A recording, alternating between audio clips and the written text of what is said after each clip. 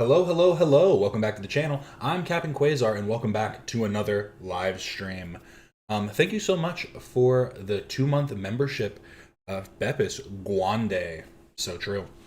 And thank you so much, Rum Tum Tugger, for the $2. The $2. Yeah, I was making sure it was just $2. Thank you so much. Here is your poll going up right now. Fun poll for today is: which H3 hit piece has been the worst?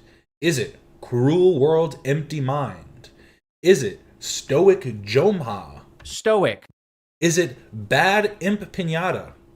Or is it Comrade Casey? I know it's a tough one. It's a really tough one. So I'm going to put that up, and then we're going to start getting through our Instagram posts for the day, and then we have some Reddit posts. I'm going to try and kind of jam through these if I can, because the video is like an hour long that we're going to be reacting to, so I'm going to need as much time as possible to really take it all in. Thank you so much, Cruz, for a member for 1 month. Silly Floppy Donkey Dingle. I couldn't have said it better myself. But here we go. Poll going up.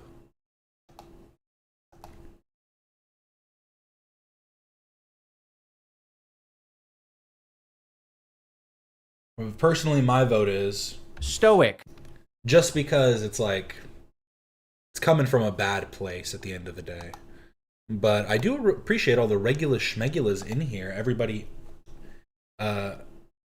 give our names back, YouTube. Wait, what happened? Did I do something wrong?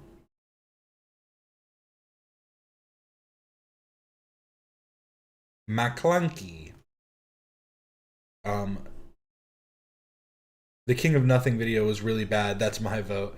That's definitely an honorable mention for sure. I just don't see. There's certain things where it's like they just don't get enough. They don't get enough eyes on them, so they're not even worth really the conversation on a certain level. It was that bad. Ian's was personal, and that's why it's 2. Stoic. But let's get into my Instagrams. Why is my thing all? Oh.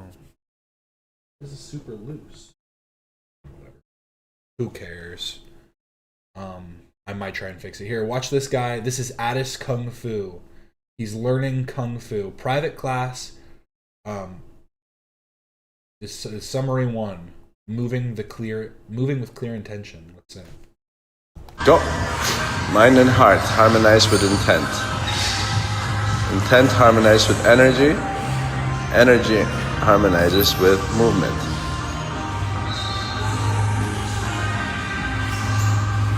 Go. Mind and heart harmonize with intent. Intent harmonizes with energy. Energy harmonizes with movement.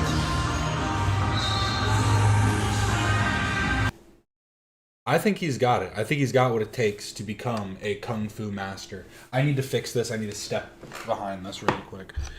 This is starting to aggravate me here. 1 grab, flip it. There we go. For some reason, I couldn't do the clip in reverse. I don't think I fixed it at all. Why is it still so loose? What is going on? Green screen's flubbed up today.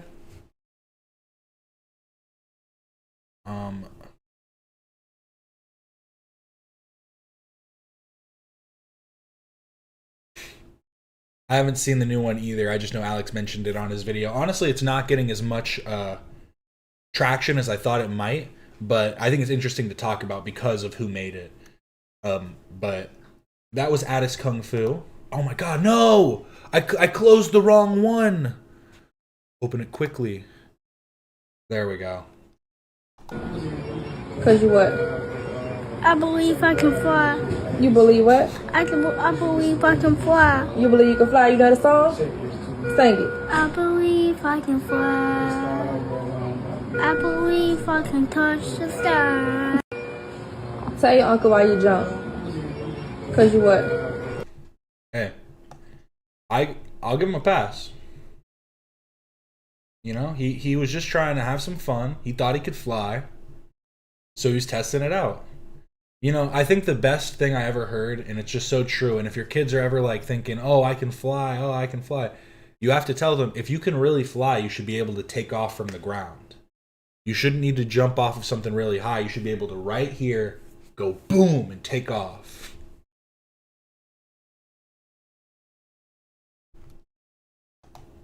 I believe I can fly. You believe what? I believe I can fly. You believe you can fly? You He did jump. The eyes rolled got a up. song? Sing it. I believe I can fly. Thanks, Alex. Hey, Bobby, Evie, Jules, ITG, Bree, The Gang, Tanya, Nick, Cruz, and of course, Rum Tum Tugger.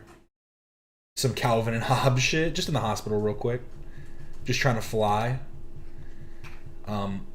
This is how you stay out of the hospital. Not a kid, of course, but once you're 80 years old, 80-year-old grandpa caught smoking again. He thinks Lysol covers the scent of Mary J.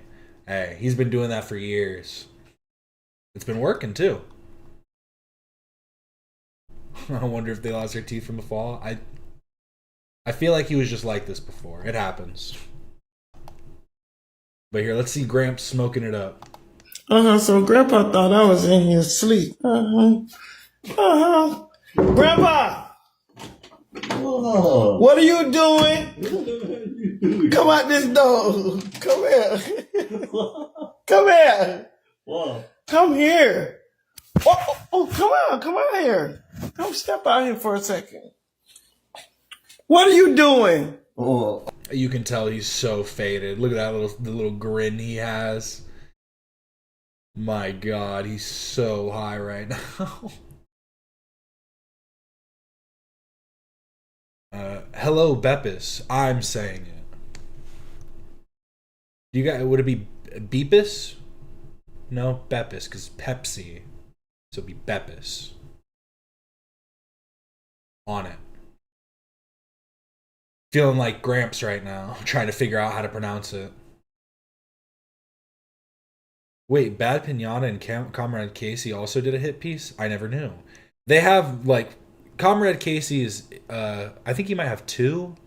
And then Bad and Pinata has a few different ones. I kind of lump them all together because they're long videos, but then like Bad and Pinata I think has done probably like 5 or 6 like hour-long plus videos trying to like do like prove them wrong or whatever. I was going to sleep. No, you weren't asleep. I smell Lysol. Yeah, lights off because they're going to keep the air clean. Grandpa, what are you doing in there? The dust Ain't no is dust. bad for your health. No, ain't no dust in your eyes. I love that he was totally just trying to lie. He was totally just trying to make up a good lie, but he knew it was bullshit. He's like, there's no getting out of this. Makes the air fresh. What? Mika's rhetoric. Mika's rhetoric. We could just kind of give that to her. You know, it's. I was gonna put her on the list, but I couldn't think of a funny name to give her. That's also the reason. I was thinking Noah Samson too. Noah Samson, I don't know if his really counts as an H3 hit piece because it was specifically about Israel Palestine, which was even more stupid. Yeah, Mika's rhetoric. Mika's rhetorical. Rhetorical Mika. The Bad and Panada ones are the worst because he's literally just in a weird fantasy land. Yeah. Grandpa, wait a minute. You thought I was asleep. What are you doing? Grandpa, what are you doing? No, what are you doing? You know what? You know what? One of these days. You something else. Fall to the moon. You know what? He just said he was gonna punch her. He said one of these days. Pow! Did he say to the moon? It's a pretty good one. Pow to the moon. I feel like that's what he said. I can't with you. Go back in your room. Go on in and do what you're doing. Go ahead. I'm gonna go back. Ain't gonna bother. Oh, there he is. Good night, Grandpa. Go in the room and Y'all, Grandpa something else in here. So Grandpa thought I was in here asleep. Gramps is just trying to have a good time. I stand with Gramps. I don't know if I stand with this guy much longer.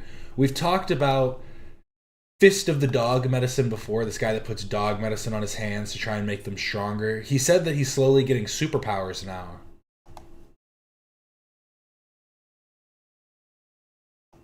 The amount of friction that he causes, like rubbing his hands together, I think is causing like a heavy static charge because of how dry they are.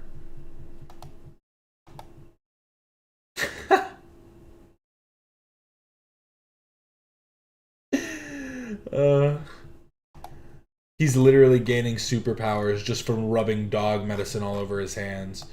But then he was doing this, smashing a baseball bat with his head. Day 773 of spraying dog medicine on my hands to make them tougher. Can I break a baseball bat with my head? Stick around and find out. We're going to be rating more items and how well they levitate today. But be warned, there's a terrible sensory nightmare at the end of this video, so if you can't handle that, you should skip now.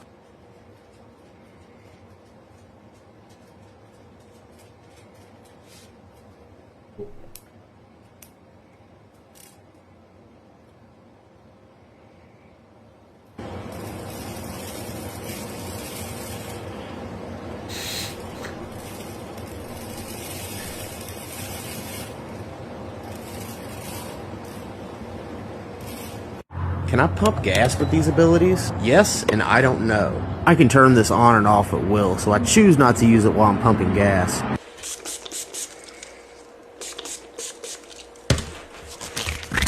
Oh god, that is terrible. That is terrible, yeah. That's like the worst kind of ASMR. I've heard it sometimes when just like looking at them, like on my phone, but hearing it in headphones was actually terrible. Can I break a meteorite? Can I break a meteorite? Stick around and find out. Be warned though, there's a terrible sensory nightmare towards the end of this video, and if you can't handle that, you should skip now. Let's check in. Didn't he put gasoline on his hands to make them tougher before? Yeah, he said that it was an old boxing trick that people would do, and it actually doesn't work. You never know what you're walking into with Captain Street. Hey, that's how it should be, right? What's up, chat? What are we watching? Madman, you love to see it. It's some dog medicine. What dog medicine does to hands. On my weight loss. He's been losing weight though too. Good job, bud. Going for 576 days now, and I've lost 109 pounds, as well as 17% body fat. My goal is either 140 pounds or 20% body fat. Let's hear about these meteorites I'm gonna try and break. These are the oldest unchanged rock in the universe. They are from the very beginning of the Dude found these in his backyard, just making shit up. cooling of the solar system. These are some of the This is what I'm gonna tell my kids when we go on a walk. first things to conglomerate into masses and fly through the solar system. Approximately 98% of the material that hits the Earth every year, between 7 and 9 tons. More than likely, the theory is responsible for everything that made up the primordial soup that we came from. Okay, I'm gonna let it play because I don't want to hear it, but I'm gonna mute it so we don't have to hear it. Okay, well, there we go. So. Day 660. You're not gonna break the big one? You fraud. I think this is probably foam though.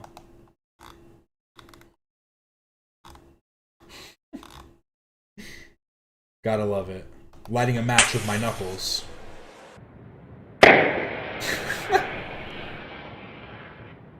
He is becoming stronger.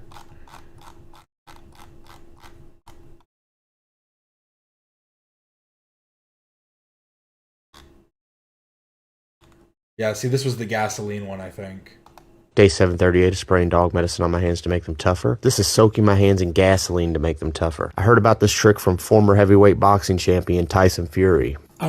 Ah, thank you so much, Rum Tum Tugger. Send one Captain Quasar gifted membership. Yay, I got a subscriber! Stoic. I'm speaking to an old legendary bare knuckle fighter from the travelling community. He's called Big Joe Joyce. I already explained it though. It doesn't work. He said that it doesn't do anything more than rubbing the dog medicine already does. Look at these calluses. His knuckles are becoming like...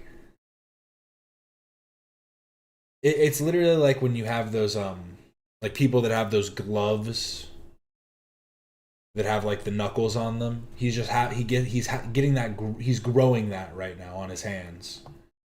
He's growing his own brass knuckles right now.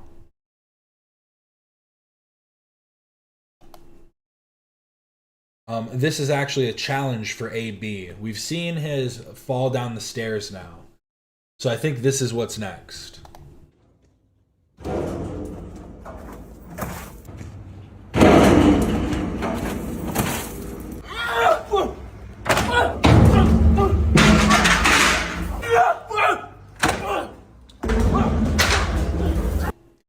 I don't care how good you are at this. There's no way you don't feel this in like 5 to 10 years.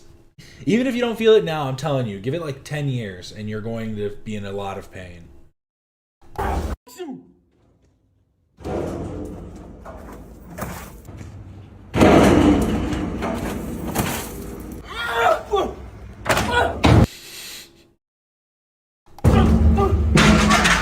Because at first I thought, oh, he was trying to do something and he messed up. That's what it looked like at first, but no, he's doing this on purpose.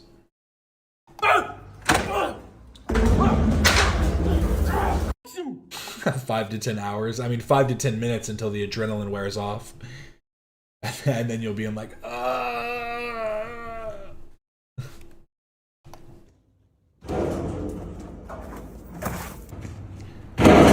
You know that, oh my god, this frame right here is crazy. But I was going to say, you know that like when you fall like flat on your back and you make that like, like you can't actually let out any real noise because there's no, like, it knocked all the wind out of you, so you're just like, That's what's going to happen to him when he tries to wake up the next morning. A true ragdoll. Hey bro, I didn't get a really good video. You gotta do it one more time. That clip was kind of mid. Can we get one more? Parkour gone wrong. Wrong sexual. Balls. He folded like an Xmas card. This is how Rodney Mullen fixed his back pain. Oh. You know, I haven't heard this trick before. The chiropractors don't want you to hear it. Oh, thank you so much, Native XD. Welcome to Quasar's Cadets. Yay, I got a subscriber. Thank you so much, Alex the Fiction, member for 4 months. Captain, I need you to hit me with more stoic. I got you. Stoic. Can I hit these together? Stoic. I gotta get the timing right on that, figure out what works best. Here's a skill that I'm gonna try and learn now. I saw this video and I need to learn this skill. I just realized how bad this... Okay, there we go. Much better. I realized that you guys weren't gonna be able to see anything. This makes it even worse. Okay, wait. We're almost there. Give me a sec. Oh, wait, one more. Wait, one more. Wait, wait. Just give me... Wait, one. Just give me a... Okay, I think that's good.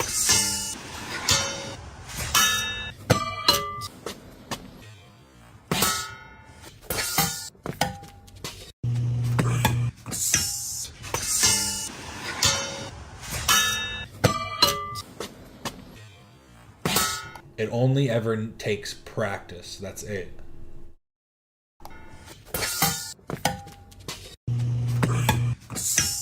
Refer to me as a blue eyes white dragon. Okay, you got it. I'm sorry. I surrender. The way he says stoic, he sounds like a loser. Stoic.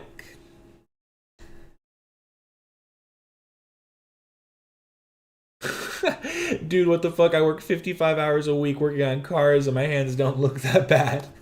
No, I think it legitimately is like you have to intentionally want your hands to be this fucked up to get them this fucked up. It's like crazy. Actually impressive. Day 580. Gritman hands.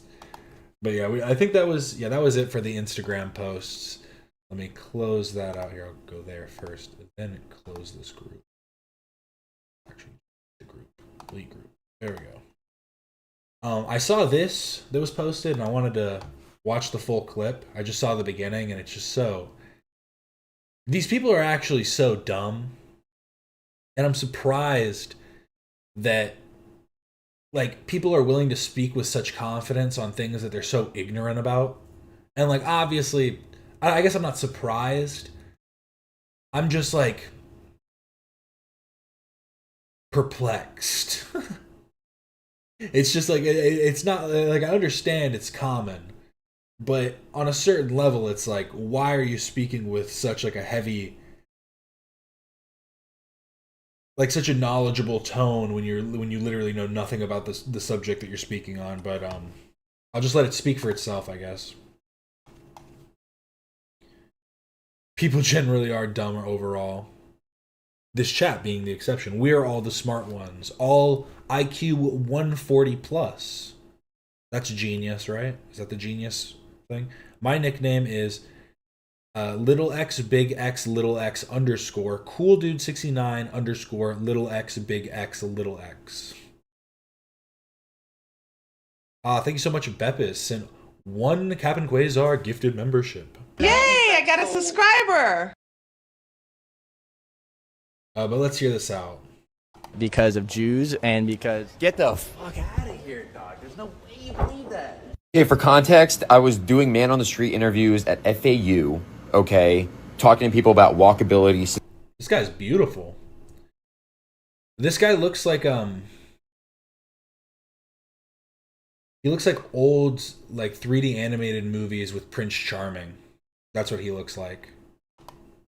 Okay, talking to people about walkability, sustainability, and all this kind of stuff. Look at this blatant racism. Not one minimum wage job that can support a 2-bedroom apartment in America. What are your thoughts on that? Because of Jews and because... Get the fuck out of here, dog. There's no way you believe that. Yeah, bro. Dog, there's no way, bro. You think I'm the problem?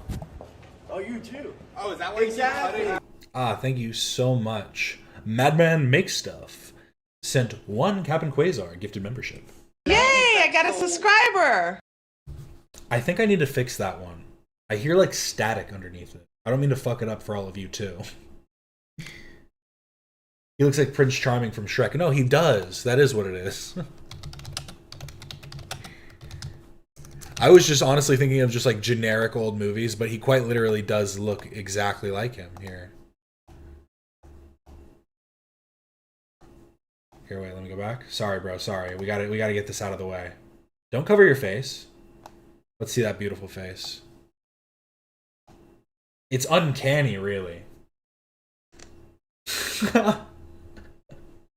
My lord. How did we ever come across such a strapping young individual?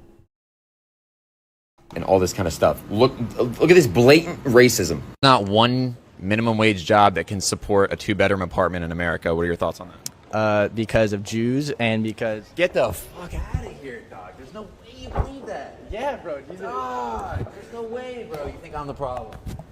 Oh, you too. Oh, is that why exactly. Is that why you keep cutting the video? No, but I'm just saying, like, bro, you think I'm the problem? Are you No, for real, bro. Me to you. You think I'm the problem? Are you an ethnic Jew? Yes. Okay, do you practice Judaism? Yes. Okay, so you don't practice Judaism. Yes, I do. I'm Jewish. Do you practice it? Dude, I have my bar mitzvah. But are you consciously practicing Judaism? Do you read the Talmud? Do you do the... Like, that's just so, again, that's just so stupid. He's saying things so vaguely because he doesn't understand the topics that he's talking about. Do you practice Judaism though? Do you study the Talmud? Did he even say study? What did he say? I have my bar mitzvah. But are you consciously practicing Judaism? Do you read the Talmud? Do you read the Talmud? Even just reading, like, who cares if you read it or not? What would matter is if you're, like, you know, invoking the laws that are placed in, and like because it's not even laws. It's literally just the Talmud is like basically like scholarly debate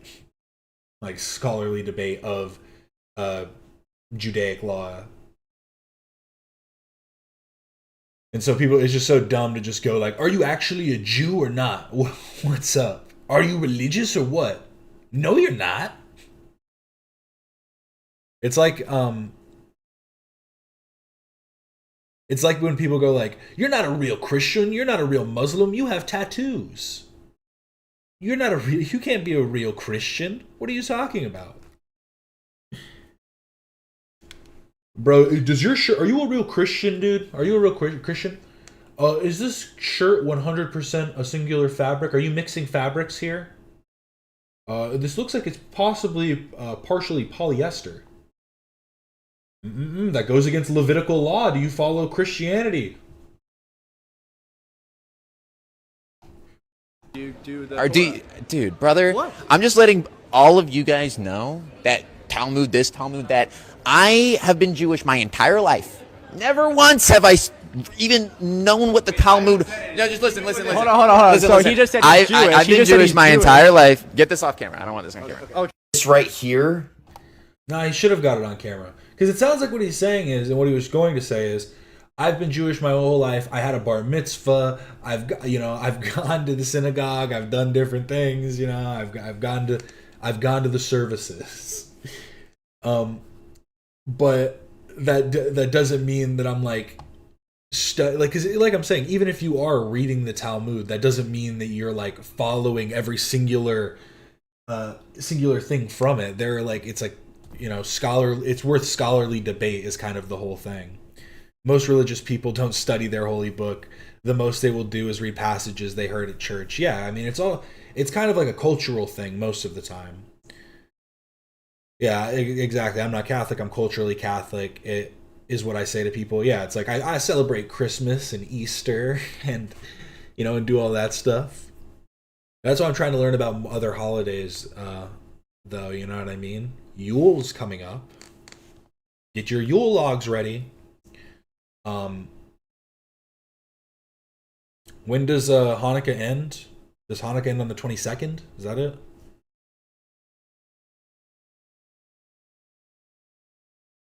The other guy thinks it's so funny to blame it on the Jew. I'm just confused too, because it's like he's not even saying anything. He's just going like, Jewish people do this. Are you Jewish? Oh, you're not really Jewish, so you don't count. And it's like, well, then why are you speaking in this like absolute? It's so weird.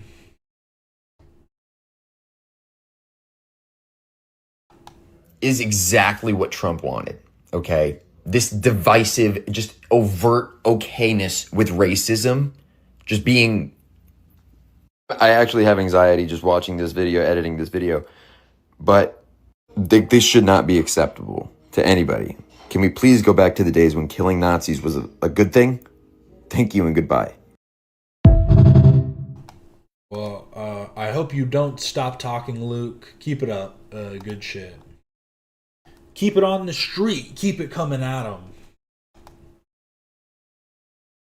Doing good stuff. Seemed like you were having a decent conversation with him, and I do actually like. Here's the thing, I wasn't saying that we should have had it on camera because it's like, oh, the content. I think it's good for other people to see, but I do think that it was good on his part to try and like probably get to them more interpersonally instead of this like content driven angle. Just being like, drop the mic, lower the camera. Like, let's actually talk for a second and see what the fuck you're talking about.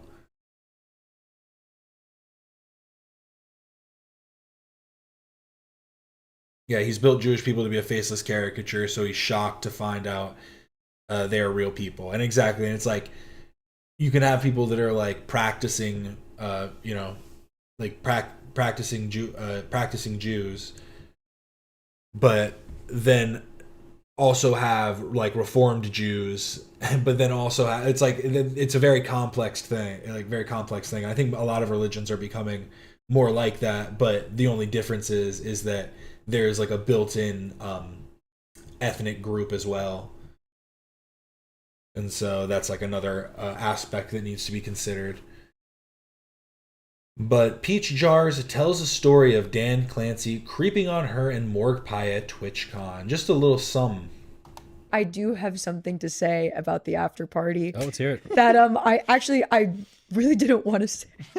We want to hear it now. Look at Ben. He's ready to go. So I got like a little section at the corner of the club, and Amy left her award on the table, so I grabbed the award. I'm taking selfies with it, and Morg Pie sitting next to me. I'm like, put your tits in this. So she like has her tits on my shoulder and she's like holding them up. I'm holding the award, taking these selfies, posted one to Instagram. And Dan Clancy is just... I do have to say, like, I'm assuming they're friends. That is a crazy thing to ask. Like I've maybe I just hang around with prudes, but that is like an insane request. Just staring right at us. Just going, and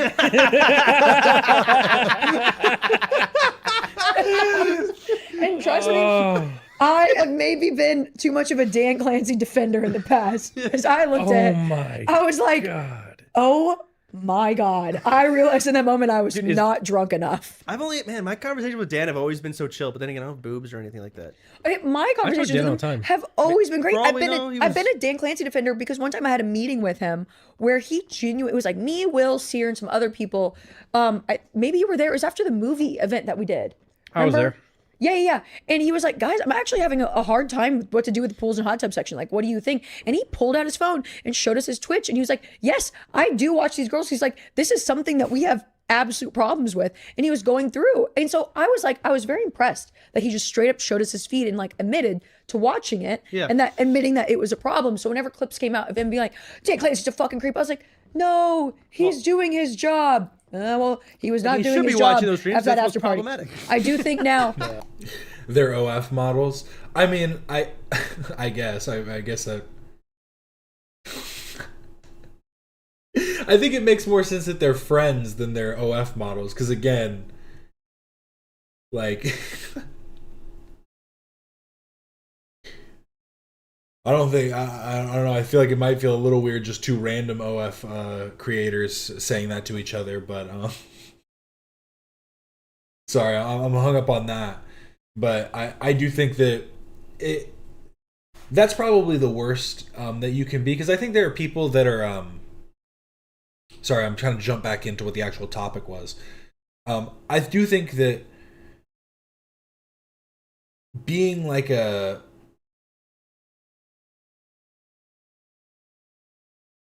risque type of person where you just make like, you know, weird jokes and stuff, if you're doing it all the time across the board, you might get more of a pass. But when you specifically do it to the group of people that you like have shown like some forms of attraction to, then you probably need to check yourself. Check yourself before you wreck yourself, as they say. Sexual misconduct has been relentless at TwitchCon for years. TwitchCon, honestly, it seems less like a convention, and it's always seemed to me just more like it's like the staging, the setting up for an after party, in a sense. Like, I feel like nobody's going there for TwitchCon, right? People are thinking about what they're doing after. People want to go and talk to some creators, do some things, whatever. But I imagine there are a lot of people who are like, who's the next Tobuscus? Who's going to have their crazy party? You know, especially after TwitchCon, that man should not be anywhere near an after party. He's at every one. Yeah. I went out twice at TwitchCon, and Dan was there each time. Yeah, I saw him at every party too. Dan, if you're watching this, hire Nick. Yeah, we might take a few steps back, but we'll get I gotta there be topless if Dan would be watching this, so I don't think he's gonna hear your plea. Dan, defend yourself from the. From the way she is describing it, it sounds like Clancy was watching in a creepy way. Yeah, and avert your eyes, brother. Come on. I've been to a Tobuscus party? No way. Did you also see I'll just never forget. I forget what podcast it was on. I think it might have been the H3 podcast. But Harley Morenstein from Epic Mealtime said that he was at a Tobuscus party and immediately left because he saw why can't I remember her name?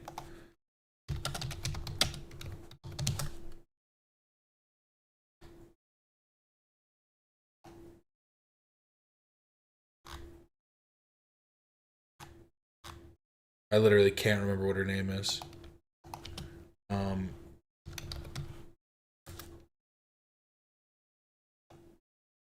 One of the React kids.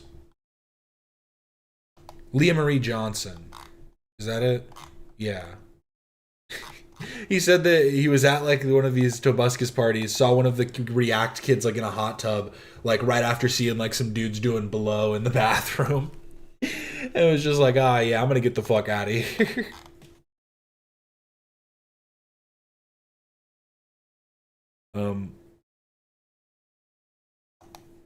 Crazy. They weren't all like that. It's like a Diddy party, right? They're only bad half of the time.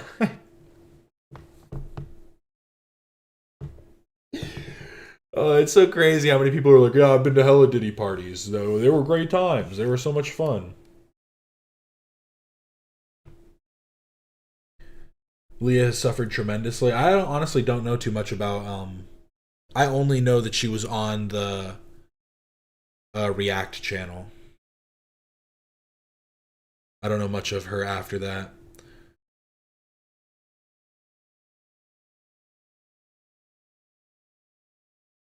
Nothing I hate more than work conventions.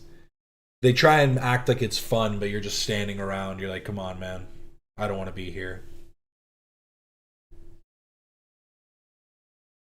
I think it was a topless denim party, and when we walked in, either Toby or Max Landis went up to my friend and just took her shirt off.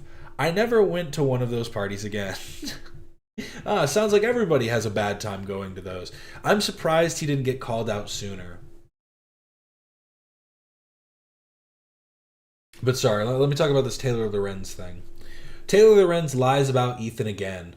According to the New York Times, Ethan Klein sexually harassed children. Never forget that when he's on one of his wild defamatory rants, not to mention the poor teen bombing victim, he also sexually harassed. So we already know that is just a complete misrepresentation of what actually happened, which was him it was a poor taste parody of that was meant to be a commentary on a Reddit group that was legitimately making sexual comments about these individuals.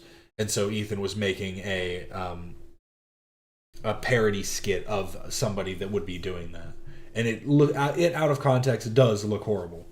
But then also this part, let's see what they actually said. The metaverse, so Ethan Klein streamed a session last month where he tried to be as sexually explicit as possible while surrounded by kids in a plaza. He got kicked out and barred for 2 hours. So this framing from the New York Times is also a little dubious.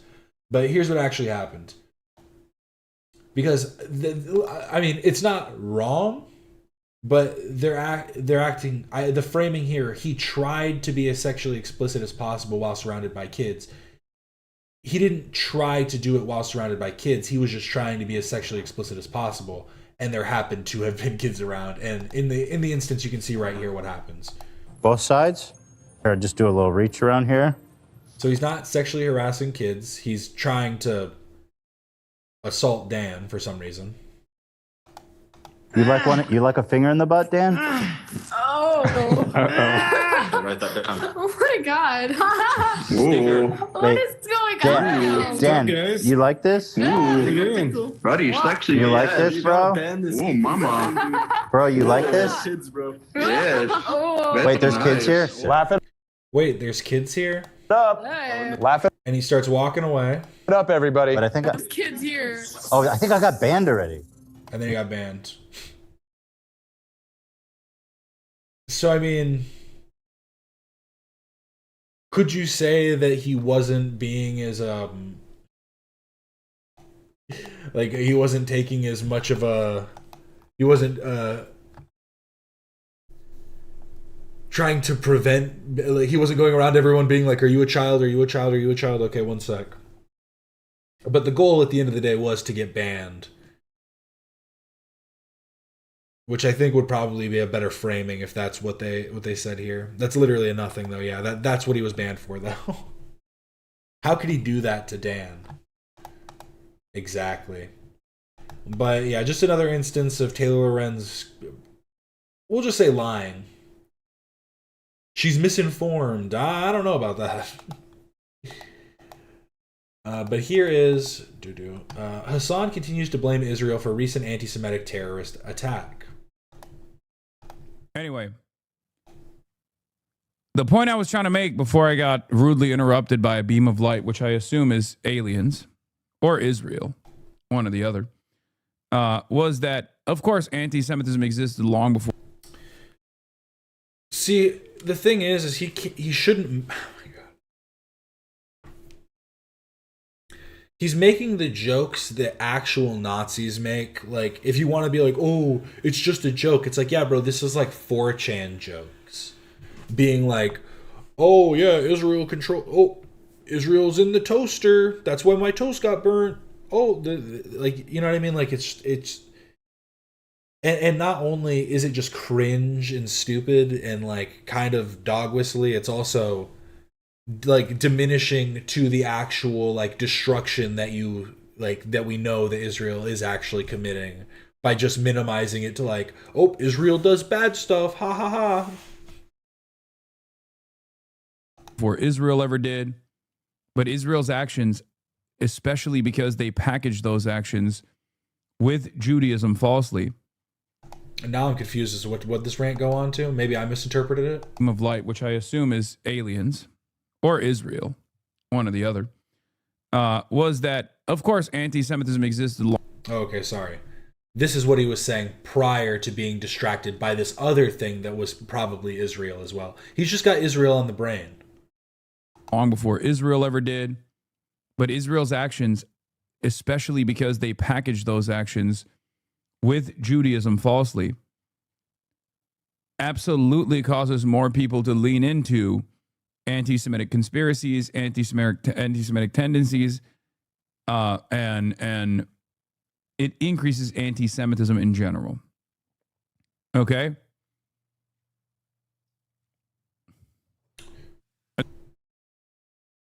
That's just a crazy thing to say. Because that's like saying, oh, well, it makes sense that after 9/11, of course everyone's going to, be Islamophobic. That's what happens.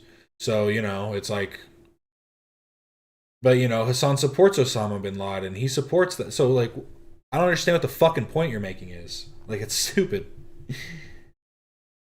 That's it. And a lot of people refuse to recognize this. Sorry, I shouldn't say he supports Osama bin Laden. I don't. He probably wouldn't think that he's all that bad. I haven't seen the ins and outs of his takes. And it's crazy because, like, this is something that I've consistently talked about in perpetuity, something I've consistently yelled about, something I've consistently warned about, and yet those warnings have always consistently fallen on deaf ears. And not only are they fallen on deaf ears, but when the moment actually does come, when there is a heinous anti-Semitic act of violence, for example, people still turn around and go, wow, dude, I can't believe you found it in your heart to criticize Israel here. Because what is the need? What would be the point of criticizing Israel in this instance? Because you're saying it's because Israel did actually you're literally saying Israel is the cause of this stuff. Which again is like the history of like, well, the Holocaust wouldn't have happened if the Jews hadn't have been actually doing it. Like that's literally like the type of arguments that you're making. And yeah, I'm not conflating it. I'm saying Israel. But what you're talking about specifically, it's just so stupid. Because it's like, oh, I'm not conflating it with Judaism.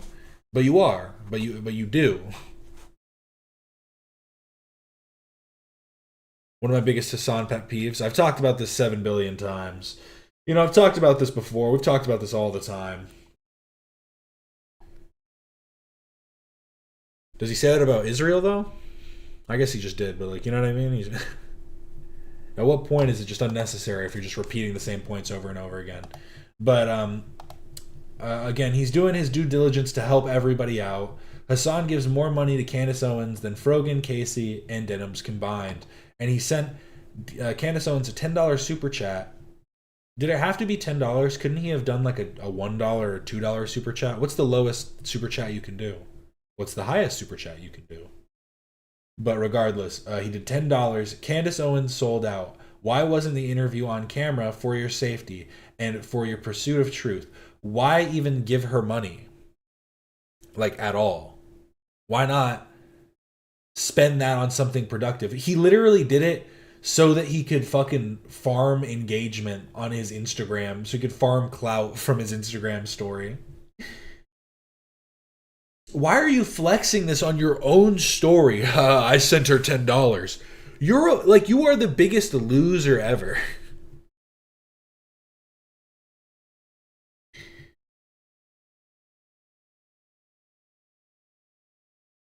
Yeah, 240,000 live viewers on Candace is crazy.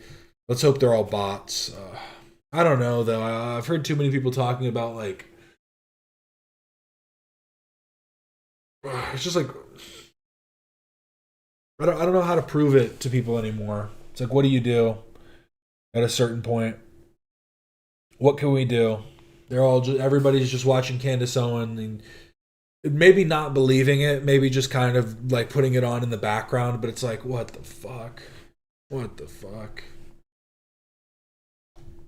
She's actually horrible. She is truly stoic. But here, we're almost to the video. Let's try and get there quickly. Cruel World Happy Mind doubles down on claiming she was ambushed. If I was told like, hey, we're sitting down for a debate, I would have like maybe gone about it differently. But it was like, hey, we're gonna have a conversation here. Like, let's have a kind conversation. And then it's like rephrased as like, this is the debate. So I think that's from the video we're gonna watch. But sorry, that was for the thumbnail. But so she thought she got ambushed. Let's just take a look at how that episode ended. Let's just take a look at how it ended. I really appreciate you calling in and, facing this head on. I'm very grateful. I think you've been open-minded and sensitive to everything, which I'm grateful for. And so I'm just appreciative for your time and for you speaking openly about this, which most people would not do, right? So I think that speaks to high character that you're willing to do this. Thank you. And also, thank you for speaking with me too, and being, I've honestly, I don't think I've ever had this in-depth of a conversation from, someone that I've made a video on. And I think it's given me a lot to think about when it comes to content creation. And that's an incredible opportunity on my end to reflect and, move forward with, a lot of this in mind. So I also want to give you my condolences on that horrible, tragic loss of your brother. That's heartbreaking. Thank you. Yeah. So sorry. Very you sorry to hear about that. But, a reminder that we're all dealing with shit, right? Right. Yeah. Well, listen. Like, how can you, ending like this, how can you say that you feel like you were ambushed? If not other than people telling you that you got ambushed and, oh, they're making it out like it was a debate and all. Like, you literally are getting people in your ear, literal devil on your shoulder, telling you bad shit and you're just listening to it. Like, it's actually insane. Yeah, Ethan never called it a debate. That's what I mean. She's literally just listening to these fucking random people being like, oh, they owned you in this debate. Oh, they... Like, it's fucking weird. Like, she's so full of shit. Yeah, and then also... I want to focus on positivity and good vibes that uplift everyone. She also deleted that video anyway, so who cares? Also, Cruel World Happy Mind, hyping up a smear video about Ethan on Instagram. She posted it on her story. Excited for Alex Novell's video dropping tomorrow, 9 p.m. EST.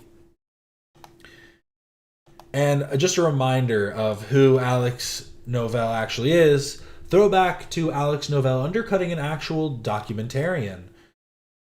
So... with another H3 hit piece on the horizon, I wanted to refresh. So big thanks to Rystic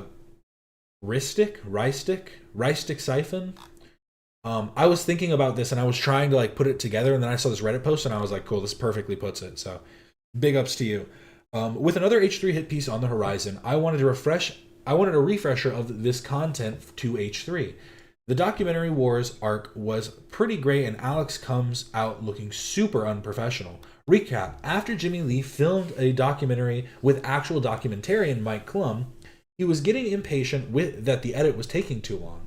Without telling Mike, he filmed a second documentary with Alex with very similar locations and stories. Mike ended up scrapping his version, as at that point it would just be a rehash. The funniest moment of the saga is when Jimmy learns Mike's video on Boogie had 1.6 million views, while Alex's video on Jimmy only had 30K. Jimmy started pleading with Ethan and Mike to fix things, but it was too late. Alex got super butthurt for being called out for undercutting someone else's project. he had a conversation with Mike which he recorded and uploaded. Who knows what's in there? The video is set to members only. Almost feels akin to the paywalled apology. Also, all I can tell is the sub viewed him as Clout Shark at the time. So Jimmy used Alex to get a documentary made more quickly, but at the time Alex used Jimmy for clout. And this forgot one part. Wait, let me pull it up. Jimmy Lee documentary H3. Oh my god. H3. Do. This one right here. So if we go into the podcast and we go, oh, this might not have it. This might have it. Screamed. Yeah, right here. I don't like the mozzarella boss. The mozzarella boss has to be removed completely. And he just like, and to be honest, you guys, I screamed at him. I full on screamed at him on the phone. I've never let loose on somebody like that. And I apologized to him for it. I was very apologetic. So he seems a little bit unstable. And then we can also add this part in too.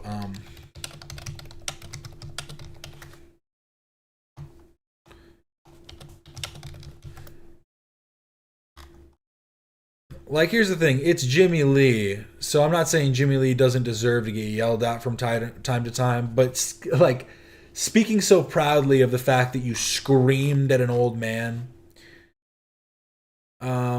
is quite cowardly.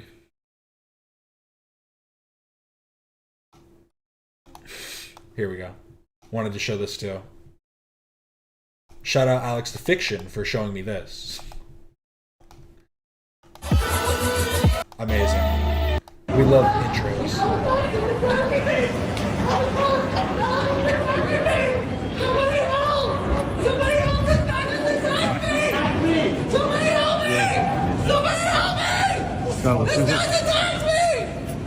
This guy attacked me! Please help me! Please help me! Somebody help! And if we look in the beginning, if we actually look in the beginning of the video, I don't know what started before this, but he's in Mr. Bass's face. It looks like Mr. Bass is trying to push him off. And then Alex grabs him by the back of the head and starts pushing him down. Grabs him by the back of the neck, is pushing him down. And he's saying he's attacking me, and then Mr. Bass just comes up and fucking cracks him in the face. This is New York, pal. Good luck with that. Popped him one and then ran off. Yeah, this guy assaulted me whilst chasing said guy, yeah. But, pretty good one. Who knows? Maybe they were fighting beforehand. Maybe he was really getting his ass beat by Mr. Based. Sad stuff. Hate to see it. But let's give it a look now. Ethan Klein's War on Women. Content Terminator. Mr. Based. Mr. Based is an old friend of World of T-Shirt, Joshua Block, who his name is Jason Itzler. Mr. Bass's name is Jason Itzler. He is a former pimp who ran a call girl service in the 80s or 90s, I think, maybe the early 2000s, I don't remember. But he was on Howard Stern a few times. He has gone to prison multiple times. He's scammed people. He's gone like bankrupt multiple times. It's a very crazy story. Not a good fellow. But the fact that Alex Novell wanted to do a documentary on him to begin with is probably says something about that too. Yeah, he has allegations of murdering a girl. Basically, he and a friend met with a girl. They were doing PCP, I think, or no, they were doing GHB. They were doing GHB. Sorry, a lot of acronyms. You guys might not know about these. They were doing GHB. The girl died while in the apartment with the guy that was Jason Itzler's friend. Neither of them ever got any charges for it or anything, even though they are definitely the ones that supplied her with GHB. Yeah. So they and he even admitted that he had done it he had done it with her and was feeling sick the same day or whatever. The lore runs too deep.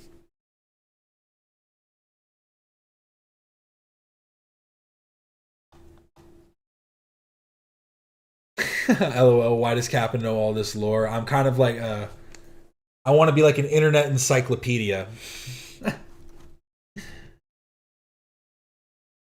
GHB, Tom Segura's drug of choice. Yeah, that's why I can remember it, because I remember Tom Segura's GHB story. But Ethan Klein's War on Women Content Terminator. Let's check it out. Alex Novell, let's see if you have something new to say. Now look at this fucking vile pig. Fucking demon, dude. We need to exterminate him. We don't believe in extermination, but let's just move him somewhere else. All right, we need to get this here in its own neighborhood with its own kind. It's fantasy. The culture war. I just don't like, honestly, that was pretty good. That's pretty funny. But it's like, do you think that makes him out to look bad? You're doing something with a green screen video that's like clearly comical. War is raging on all fronts. Foot soldiers, fresh off the assembly line, strike the hot iron of the battlefield in droves, inoculated with the pounding drums of war. You know, I have to say, it's weird to frame yourself as the Terminator, because the Terminator literally gets clapped in every single movie. That's kind of the point. The Terminator is the bad guy that loses. Even when the Terminator is the good guy, it's him fighting against the bad Terminators. Like, it's kind of ironic that you're literally playing the villain that loses. But okay. Going to war, you know what it is, guys. Maybe I don't know my Terminator lore deep enough. Straight up, the front lines. I'm going to the front today to fight for the Jewish people. Trapped in a never-ending battle against anyone brave enough to fight back. The architect of the culture war sits safe and tucked. You know, this is kind of badass, bro. It's like you put too much effort into this part, and it's making me question how well the research is actually going to be done. Also, this reminds me of Mr. House from Fallout New Vegas. But let me rewind it just a second. I'm like not even paying attention to what he's saying, because I'm just like looking at all the visuals. It's kind of a it's kind of a blessing and a curse to do this well with your editing. In a never-ending battle against anyone brave enough to fight back. The architect of the culture war sits safe and tucked away from the horrors of the front lines, with endless resources and endless rage for the world that he created. But maybe, just maybe, we can turn back the clock. Maybe this time we can actually stop Judgment Day from happening once and for all. Face the force powering all the hate, shut it down for good. It's the only way to bring about change to the chaos of war. Some people think that change is impossible, and maybe they're right. Because if I know one thing, it's that culture war never changes.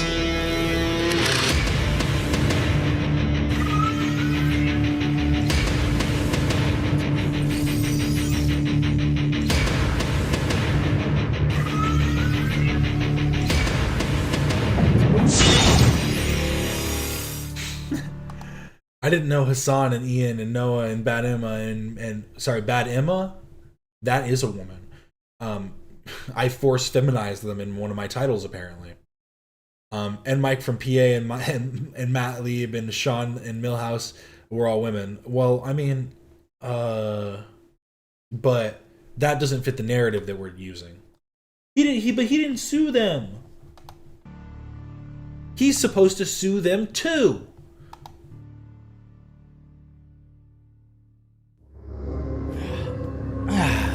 Let me tell you guys a story. Ethan Klein can't stop harassing women on the internet. You know I don't like talking about women's looks. Yeah, said that one. You don't need to. You don't need to. It's beneath me. That being said, you pig! You loser! It looks like she lives in a swamp. It looks like she hasn't showered, and she is a succubus. I'm sorry, Ethan, but this is clearly a meadow.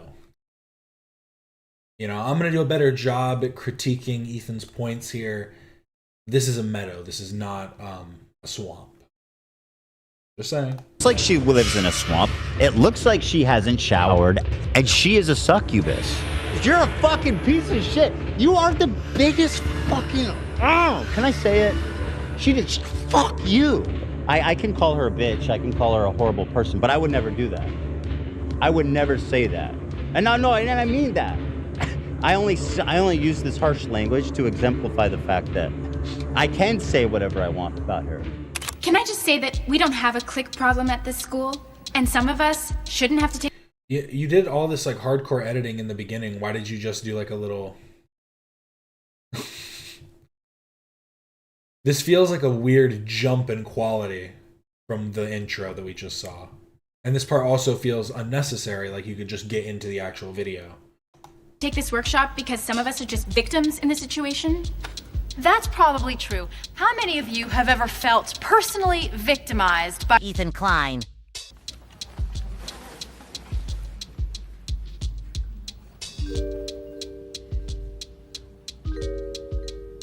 Whether he's victimizing himself about anti-Semitism or those dreaded snarkers, Ethan has spent the last 2 years honing his blade of victimhood and using it to strike down any woman who dares to criticize him. His audio mixing's a little bit fucked up. The music's a little bit too loud. You could turn that down just a smidge so that you are on top of the music. Right now, you're about the same level. You also, the cadence that you're using isn't very much like drama video essay, and it's more so like lost media video essay. So just a little bit of a critique on just something there, but blade of victimhood, and you used this one. Good job. This blade of victimhood and using it to strike down any woman who dares. And he literally using the one with the swastika hilt. Good job, bro. To criticize him. This insane harassment and defamation campaign that you've been sucked into. And while you are trying to be this fair arbiter of truth and research, you are repeating straight up fucking lies as part of a anti-Semitic hate campaign. And I'm not saying she is yet. You may... And you're saying swastika hilt should not make me feel uncomfortable. No, you're insane. And what, 3 million people watch that and nobody who supports him? You know what it is? Is he's basically like trying to be a cross between Gokinaru and Captain Disillusion. Thought that was a little fucking nuts, a little fucked up to tell that. It's just like, these people don't give a fuck. I mean, it's kind of disillusioning where it's like, do these people care about this at all, about anyone? But that blade of victimhood cuts both ways, as both his YouTube channels are bleeding subscribers. The H3 podcast, Ethan's main channel, has lost almost 400,000 subscribers since January of 2024, making them one of the fastest shrinking communities on the platform. Let's be real, let's call a spade a spade. The views are down, we'll get them back. These are people that I wanted to shed anyway, let's be real. I knew what I was doing when I got into this. But the views are down, the members are down, the revenue's down. And Ethan's coughing. Listen to him. He's like Tiny Tim, man. Dude. He's like Tiny Tim over here. But Ethan Klein will not go down without a fight. When he's not going scorched earth on his... I mean, it's just stupid to be like, oh, views are down, that means it's bad. Views were down from the start of the podcast because it's like his top views were getting like 20 million, 10 million, 15 million. They were getting a ton of views. So you could say that his whole career is on a trajectory downward, but I mean that downward trajectory is still like, head and shoulders above the rest in many regards. So, hey, what's up? I'm sorry, I accidentally clicked on something on the side. Former friends and colleagues, Ethan Klein spends his time fighting multiple court battles and rage texting anyone who disagrees with him. I was actually lucky enough to be on the receiving end of some incredibly paranoid Ethan Klein rage texts that I've taken the artistic liberty of bringing to life with a dramatic reenactment. In this dramatic reenactment, the part of Ethan Klein will be played by Michael Jackson. Hope mediation went well yesterday. Let me know if you think today will work better for you or if tomorrow is better. I know you have a show today, so no worries if you need to postpone. I'm around all day today and tomorrow. Meditation ended up... Meditation ended up taking like 13 hours. No worries, we can talk tomorrow. The next day. How's today looking for you? Do you have a problem with Taylor Lorenz infrequently retweeting the account called Ethan's Attic, whose sole purpose is to lambast my declining mental health? Do you think it's okay to target someone's mental health as a partisan attack? I retweeted him for sharing my video. I'm a small creator. Retweets do not equal endorsements. Oh, okay. All my accounts are public. It's not a gotcha that I've interacted with these folks before. Here is a post that you retweeted. That jacket is fitting because Ethan Klein is now just a locale. Do you think I'm a locale? I think he has always been kind of this way. Who the fuck is this guy? Just some dude? Alex needed another person, so he just called up his buddy. I've never heard of this guy. Maybe he's a big journalist that I've just never heard of. I'm wondering what this conversation was. Like what? Alex Novell just kept texting Ethan over and over again, trying to get comment or something? So I have been watching H3 since the beginning. I remember my first article about H3 is in like 2018, I think is when I first started writing about him in Newsweek.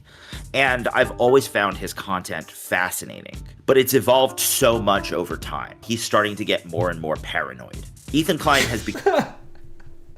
Why is this always the angle? I'm going to speed this up a little bit. My God. He's paranoid. I mean, okay. I mean, it's such a funny thing, right? If you're concerned about someone being paranoid, why would poking and prodding be the way to deal with it? You think that's going to make them realize the error of their ways? Like, it doesn't make any sense. Become more siloed off. And I don't think he even leaves the house anymore. Ooh, that kind of made the fucking beat better. Ooh, I sped it up. Listen to that. Ooh, listen to that fucking beat real quick. I'm going to rewind it. Listen to this.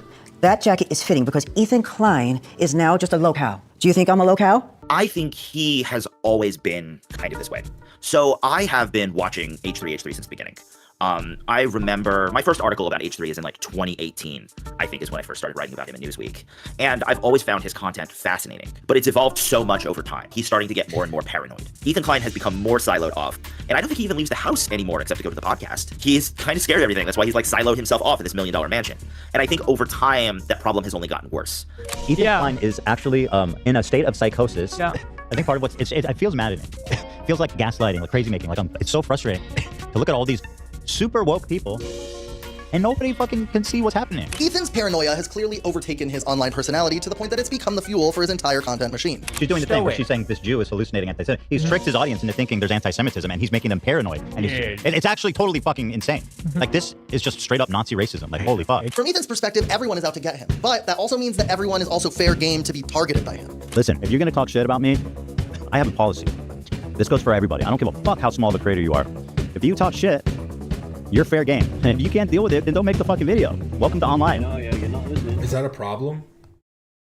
I mean, I've always said this. I made a video about Hassan. I'd love it if Hassan posted me on his story and was like, "Look at this fucking idiot."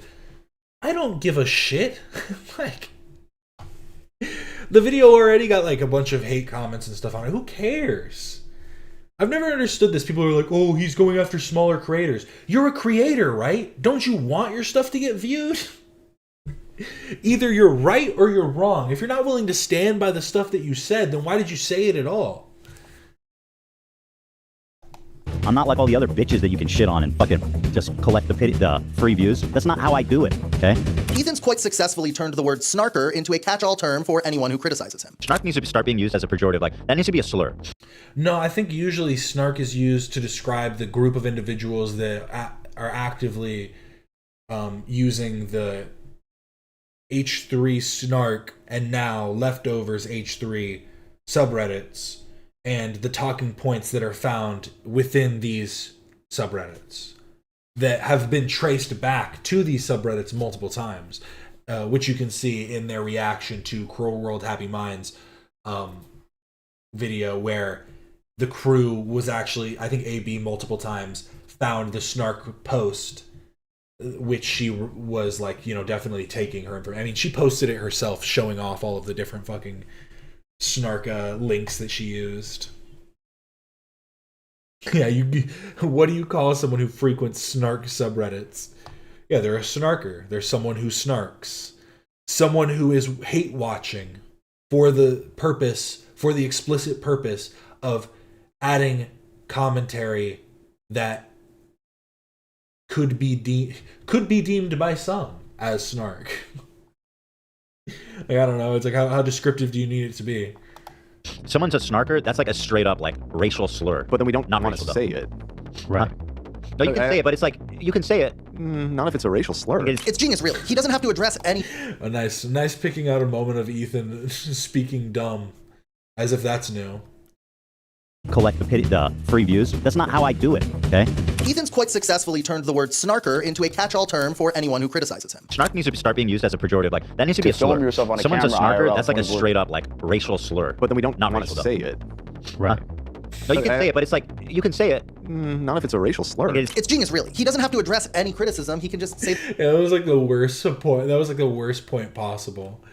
Because it already is bad enough. It is. I mean, you could say that it's already a pejorative, but it doesn't need to be a racial slur to be a pejorative.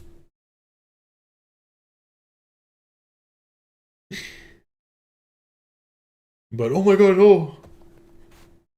That every person criticizing him is part of a deranged snarker hate mob. You are so dumb. Yeah, this alleged harassment campaign. Thanks to Content Crash Out, the most deranged and also snark subreddit, for giving me all the information I ever needed about Ethan. It didn't invite speculation from anyone out the most deranged snark circles. That's what snark brain is, and that's what he's suffering from. You don't have to suffer from snark brain. We need a hotline. 1-800 snark brain. Ethan didn't invent hate mobs, but he is an expert on weaponizing his own. All right, let's go to war, guys. Speaking of which, and like I said, when you see what's going on, I have no choice. I have to do this. I want to get along with the fun in the games and just have silly, fun episodes. And listen, we did have some silly, fun, light art episodes this week. I'm glad to offer a variety. However, when this is happening, when the war is coming, listen, I'm like Ukraine. When the war comes to me, I have no choice but to defend myself. Okay. I'm being invaded, okay? Okay. And ironically, I'm also being invaded by a bunch of fucking commie tankies. Besides his rabid community of YouTube members, Reddit. Okay, here's the thing. So you're saying that statement is just untrue. Would you think that would be a bad statement to make if it was true? Because it's just kind of like that scene in itself is kind of hinging on the point of it being a lie. But it's not a lie. It's not untrue. There are people that aren't just, you know, having a dissenting opinion of Ethan. It's people explicitly hate watching, people that are buying memberships to hate watch.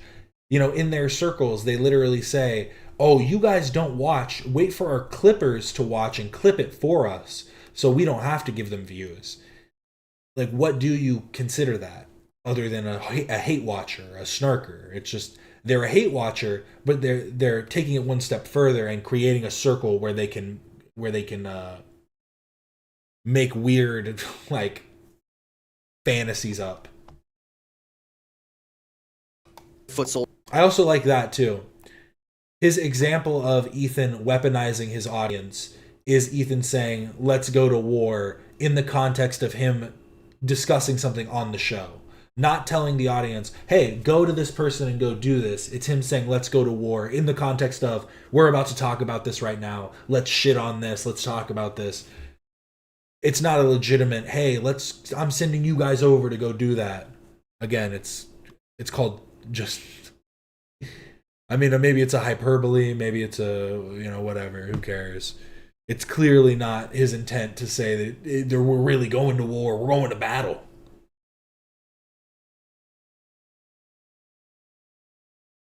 Soldiers and FUPA troopers. Ethan Klein also has a network of commentary orbiters leeching off of him for drama content. I just love this too because it's like, yeah, the phrasing of like the war zone and all that stuff, it's just kind of like coincidence at this point.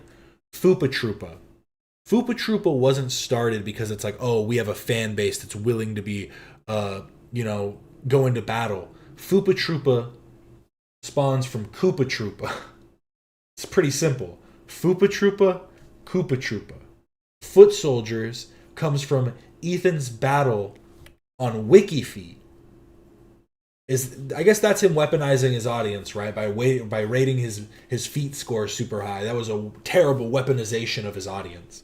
The foot soldiers, their origin story is so evil. It's just a nothing burger. Oh, my fucking best friend, dude. I call him Jolly Saint Nick. I love Nicholas Diorio. I'll say it. I've been watching your content. I think you're very funny guy. And I feel like your coverage has been really good on topics that I end up watching. Like you're good with research. He's the Pope. Top slopper and cousin of John Pork, Nicholas Diorio, made over $241,000 in a single year covering the Ethan Klein drama in his classic VTuber slop format. This is why I respect this guy. He stands on fucking business. That's what he's doing right now. It could have been so easy. What did he just say about? Wait. $241,000 in a single. And really good on topics that I end up watching. Like you're good with research. He's the Pope. Top slopper and cousin of John Pork, Nicholas Diorio. Just calling him fat for no reason. It's bad to make fun of women, but make fun of someone for their weight is cool. Cool, bro. Good job. Made over $241,000 in a single year covering the Ethan Klein drama in his classic VTuber slop format. This is why I respect this guy. He stands on fucking. Good for him. Am I supposed?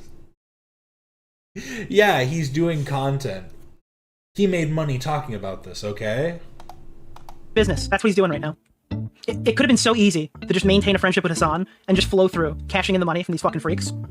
But instead, he's doing this, and I respect him endlessly for it. For years, Ethan's content was about goofing on people. But if you tune into the H3 podcast today, Ethan is just using his show as a platform to destroy his enemies. And who does he choose to destroy? Well, lately, it's almost exclusively women. Ethan Klein claims he will never be done harassing iDubbbz and his wife, and he said, that's not what I said. And if that is what I said, if I did say that, then you guys still deserve it. And by the way, you can never accuse me of harassing them after what they did. I can never harass them. No matter what I say, no matter what I do, it will never qualify as harassment because what they did that launched this. Fuck them both forever. If you're afraid that everyone you... Can we make fun of him for looking like a school shooter? I think that that's more of a personal choice. You know, people like to say that about being fat. People like to go like, oh, it was your choice. You just eat less. It's not really that simple, but it is as simple as taking a shower to get your hair less greasy. It is as simple as, you know, putting on washing your face, maybe using some moisturizer or something. You know, there are ways to to curb this issue. Meet is going to qualify as harassment because what they did that launched this. Fuck them both forever. If you're afraid that everyone you meet is going to come after you, like, what does that do to a person? It makes you into a perpetual victim. It's always about, I am the, again, I'm the victim. I'm the one at fault. You are bullying me. Though I am bigger, though I am more aggressive, though I speak in hyperbole about how these people are the most awful things on the planet, which again is also kind of part of the Ethan Klein brand, is that everyone else attacking me is okay to attack, but if you attack me, that is considered unacceptable, and my audience should know about that. It is, I can do whatever I want. I feel like I can attack anyone I want. But if I give that same response back, then you deserve no sympathy. There's certain lines you... So this guy's a Newsweek journalist. I don't know why he just put journalist. The guy said that he works for Newsweek, so... Or maybe he did in the past, I don't know. But I just don't care about this guy's opinion. He's not necessarily a professional in like social sciences or something. He's just a fucking journalist. Cool, he's somewhat familiar with the H3 podcast. You cross, and you cross it with the wrong people, and that's what you did. Just wait. Just wait, okay? I can't wait for videos crying, Ethan's suing me, Ethan's stalking me, Ethan's all this. Yup, I'm doing all that. I'll see you soon. Ethan didn't sue XQC, who he previously accused of being a content thief. No, you still are a content thief, in my opinion. Take it back. No, you... Are you going to show the... Oh my god, we're only 12 minutes in. Are you... Like, all of these points have just been so dumb so far. Are you going to show that the reason that he's suing specifically, not Casey Tron anymore, but Frogan and Denims, is because they explicitly said that the reason that they are trying to take the views away from Ethan, that they are trying to... Like that you can come watch them instead, and with the support of the H3 Snark mods. Like, it's a complicated thing to discuss, really, if you really want to get into like the reasons that he's suing them. Or you could just ignore that and poorly crop this frame and do whatever you want at that point. Can we watch it faster? LOL. Let's see. It can't become like, it's already a bit incoherent, but it can't be like indiscernible. I need to be able to make out what he's saying. Why would I take it back? Because if you're gonna reel back, No, I just said that wasn't a good analytical point. I still think Having XQC on screen makes it 10 times harder. you're a content thief. He went for women in the commentary space. Smaller creators that this you is could bury fine. in legal fees and bully into hostage-style apologies. There's so many people in my opinion that owe me an apology that I'm honestly not. I'm not complaining about any of the ones I get. Ethan Klein's long-running struggle with his ingrained misogyny has gotten him into a few controversies over the years. But nowadays, his show is morphed into almost exclusively misogynistic rants about women who have criticized his rhetoric. Yeah, and I'm not here to criticize anyone's. I'm not either, but like, stuff. But like, if you're gonna get on camera like this, like, how dare you sit there and moralize and theorize and larp like a fucking mental health professional of any kind? You don't know anything. I have to admit, I slipped up the other day. I called Taylor Lorenz. I love it. No, but she is. I do regret saying that. I don't like using You the have to, word, but like, you reserve it for the special cases. But yeah, no, sometimes like, it really. As far as other male content creators, I feel like I've come a long way.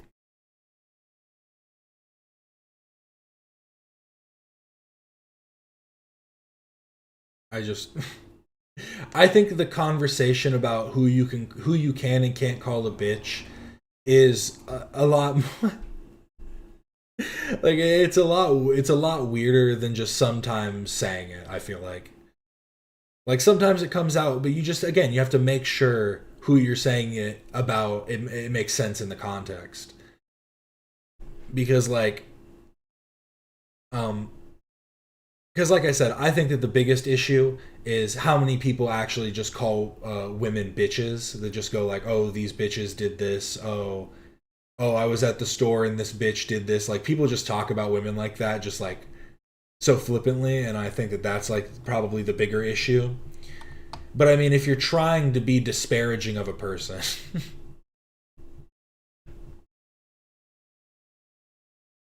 like if we're trying to be disparaging of a person, there's probably a lot worse words you could say. Way in terms of like not using that word in a misogynistic way, right? I almost phase it out entirely. I can call her a bitch, I can call her a horrible person, but I would never do that. Denims is a dumb fucking bitch. She's a fucking bitch. His fans, I couldn't help it the whole time. Feel like, shut up, bitch. The way that I felt. Hey, Rock, you know what? Standing up for the Rock. Throwback right there. Wow. She really is. She really is a Nazi B word. Can you call her a Nazi B word for me? Nazi bitch. Yeah, thank you. Tamara, do you want to call her a Nazi B word? You're another Jewish woman. I can. Wait, I don't think she's there. Any Jewish women want to call her a Nazi B word? I don't think she's there. Oh, she's not there? Fair enough. I'll call my mom. Among all the women that he spends his time raging about, perhaps no one has been harassed by Ethan Klein more than Taylor Lorenz. Taylor Lorenz, brief update on my best friend, my favorite girl, Taylor Lorenz. Taylor Lorenz was accusing me of being a misogynist for saying she looked like a ventriloquist dummy.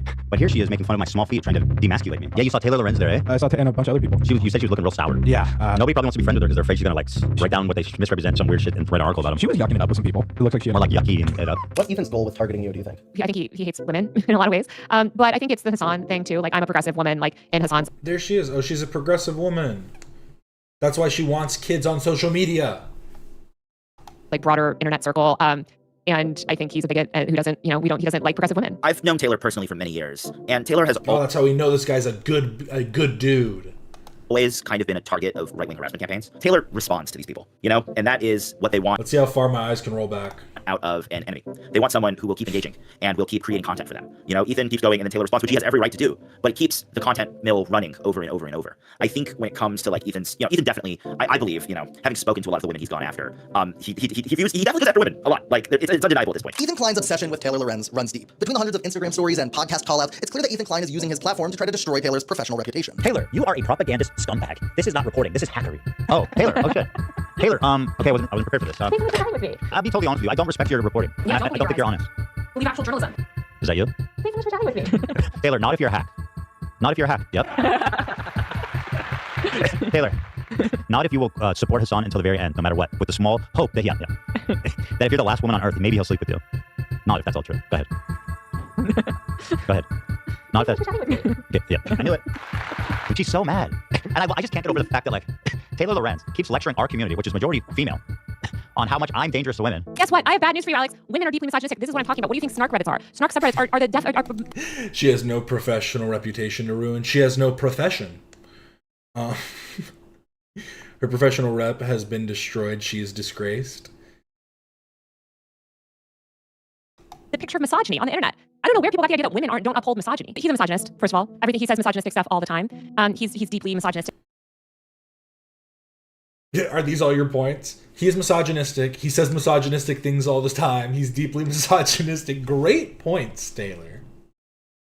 What the fuck is she saying here? Men are deeply misogynistic. This is what I'm talking about. What do you think snark female? On how much I'm dangerous to women. Guess what? I have bad news for you, Alex. Women are deeply misogynistic. This is what I'm talking about. What do you think snark Reddits are? Snark subreddits are the picture of misogyny on the internet. I don't know where people got the idea that women don't uphold misogyny. He's a misogynist, first of all. Everything he says misogynistic stuff all the time. He's he's deeply misogynistic and appears to have a you know, look at all the stuff that he said about young women. You know, he just traffics in misogynistic hate, and that feeds these snark communities. Because Ethan is actually has a very symbiotic relationship with the snark communities. He has recognized that the snarkers on the internet, again, which I've reported on for years, they are vicious, misogynistic, and hateful, and he loves to leverage those people against the. You know, I always have an issue when I'm watching something or when I'm talking about something. I get there's instances where it feels like you're not saying enough, and you really try and make sure that the next point that you make is like poignant.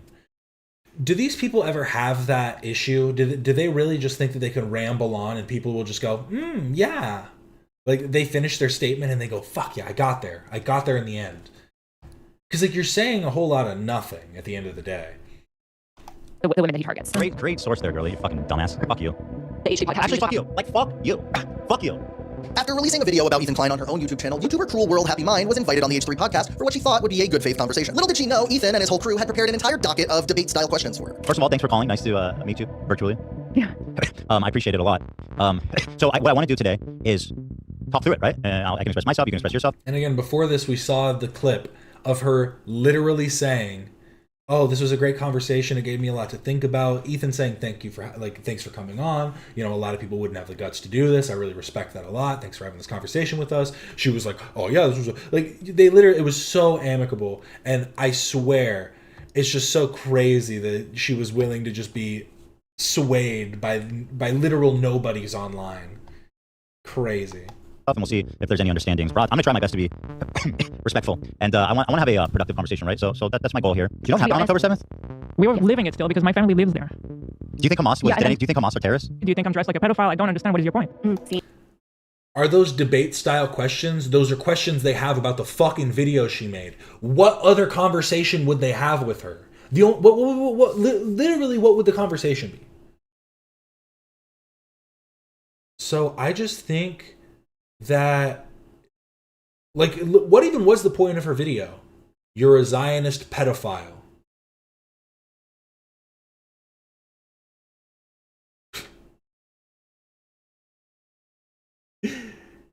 You're a bad person who's a Zionist pedophile. Are they not supposed to ask, like, why are you saying this about me? Why do you think these things are true? Seeing, you know, your past Reddit accounts, seeing the sort of jokes that you continually make about pedophilia, seeing all of that, and your closeness with the brand, I was kind of like essentially, you know, that association. You know, do I make jokes about pedophilia? I mean, I acknowledge I had that old account that's like 15 years old and stuff. But do I make jokes about pedophilia? I don't think so. That's not like a frequent topic. I mean, I talk about Michael Jackson. That's true. Michael Jackson, you know, I make Michael Jackson jokes. What do you think about people who make jokes about Michael? I think it's cool. I think it's cool because I think also it's cool to do that to somebody who's passed away. So it's, you know, the fact that he's been attacked after death is just such a sad thing. What do you think Michael would have thought about Ethan?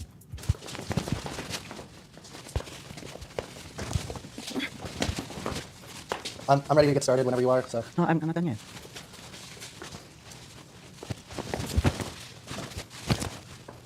We only got like 30 minutes, so whenever you're ready.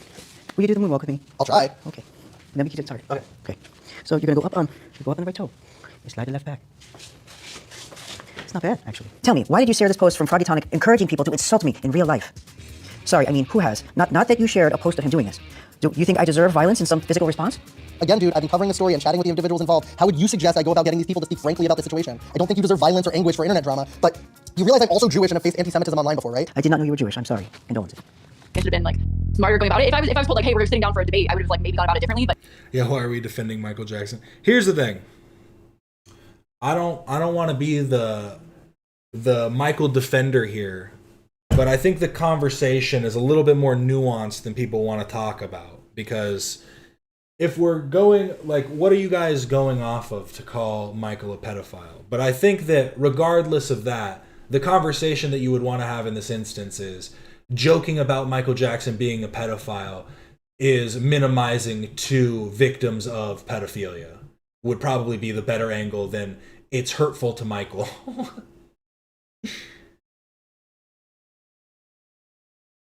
And I'm not trying to fight for a bunch of unsubscribes here.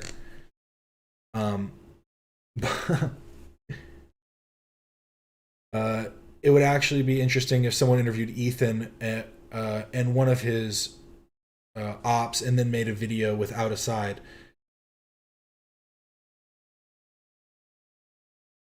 I just don't know what they would gain. I just don't know what there is to be gained from any of it, though. Like, to be completely honest, it's like there, because yeah, if you had someone that's like like a completely neutral third party, it might be beneficial, but I don't know how it would actually benefit, like what it would like it might turn out good, but I don't know if it would actually benefit anybody at the end.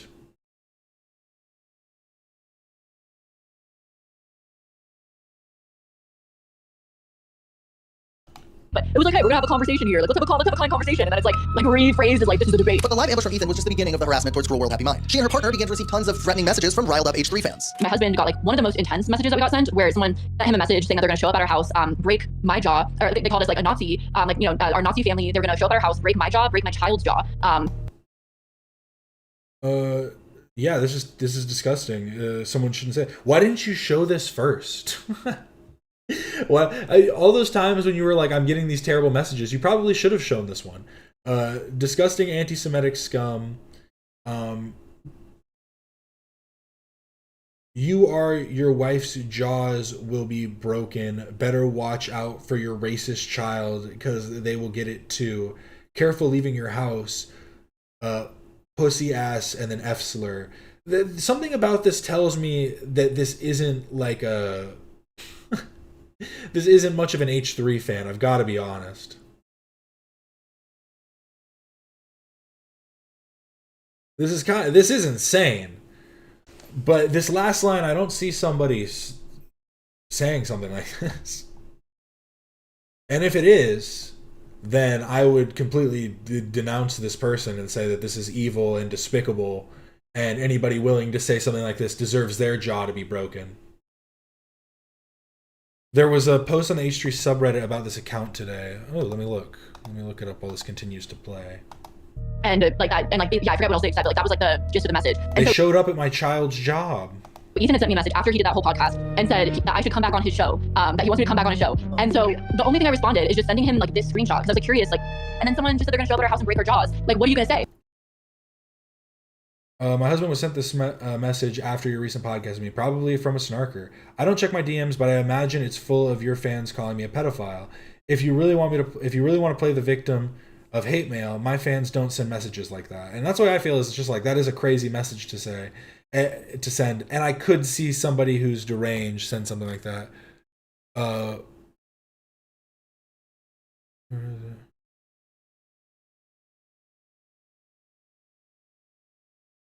Information deleted about, wait, what? Post. Another post got deleted. I'm hoping that's not the post I'm going to be looking for right now. Did they post like the username?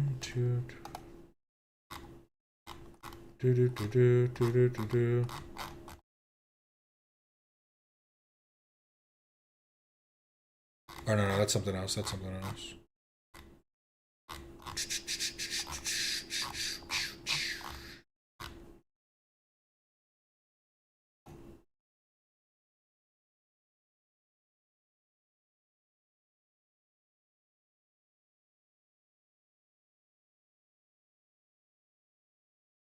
Yeah, if you could find it to me and just like put the title in chat or whatever, send it to me on Instagram.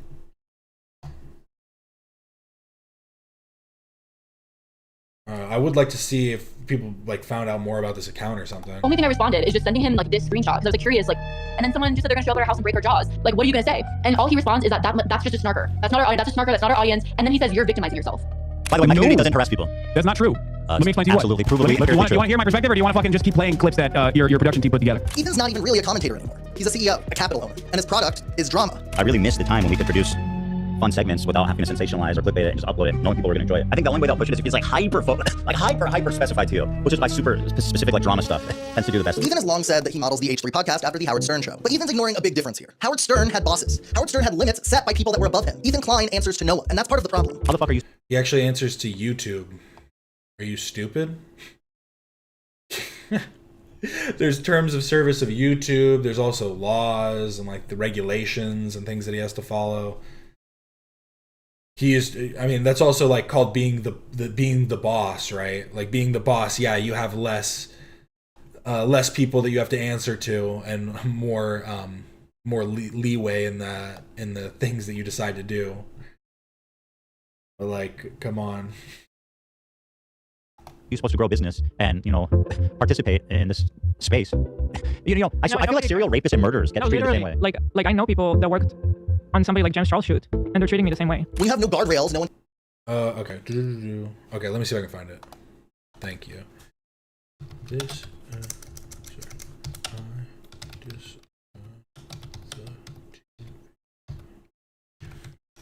Let me see if that comes up.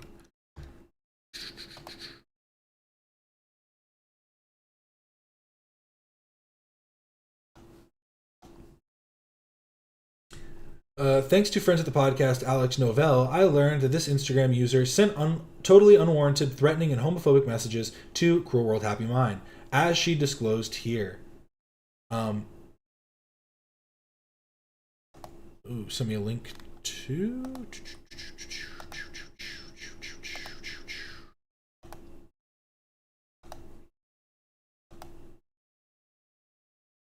Thank you. Okay, those are the posts again. Cool. I threw it in. We got it. Thank you, though. Thank you. Thanks to friends. I, for one, denounce this behavior and also denounce each of the accounts TVO215_ is following: The Erased History, Unseen Worlds, Barony, DMRY, Drewski, Josh, Beard Meets Food. No, I like Beard Meets Food. No.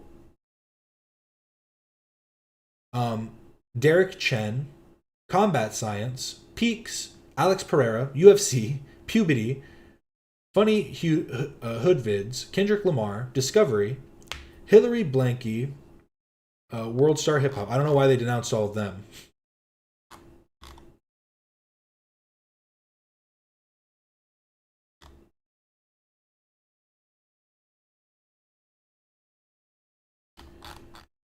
Yeah, this does look like just like the top people. The whole UFC, damn. Got to throw them out, throwing out the baby with the bathwater there.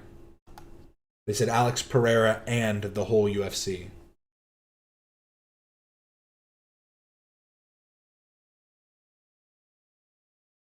Yeah, they don't follow H3. But even then, it's just like... I don't think that matters. I think just denouncing it in general is probably good enough. Because someone could just unfollow Ethan. They could just make a fake account real quick. Like, just because they don't follow anybody doesn't mean that it's not really an H3 fan. I think that the reason that we know that it's not an H3 fan is because Ethan would completely and wholly denounce this type of speech. And also, I'm wondering when that message was sent to her. Because that's interesting too, because they talked about it on the podcast about not having ever seen any of the messages. So I'm assuming that must have been sent afterward, maybe? I don't know. I want to tell you, hey, maybe don't rage text that guy, or maybe suing that small creator is a bad look. You end up here, isolated in a mansion, surrounded by yes men, and convinced the whole world is out to get you while you bleed subscribers by the hundreds of thousands. I don't talk about this because it's painful and I don't want people to know. But I'll say, I mean, it's from a professional perspective, our entire lives are ruined. Collaborations, partners, business partners, employees, creators, friends.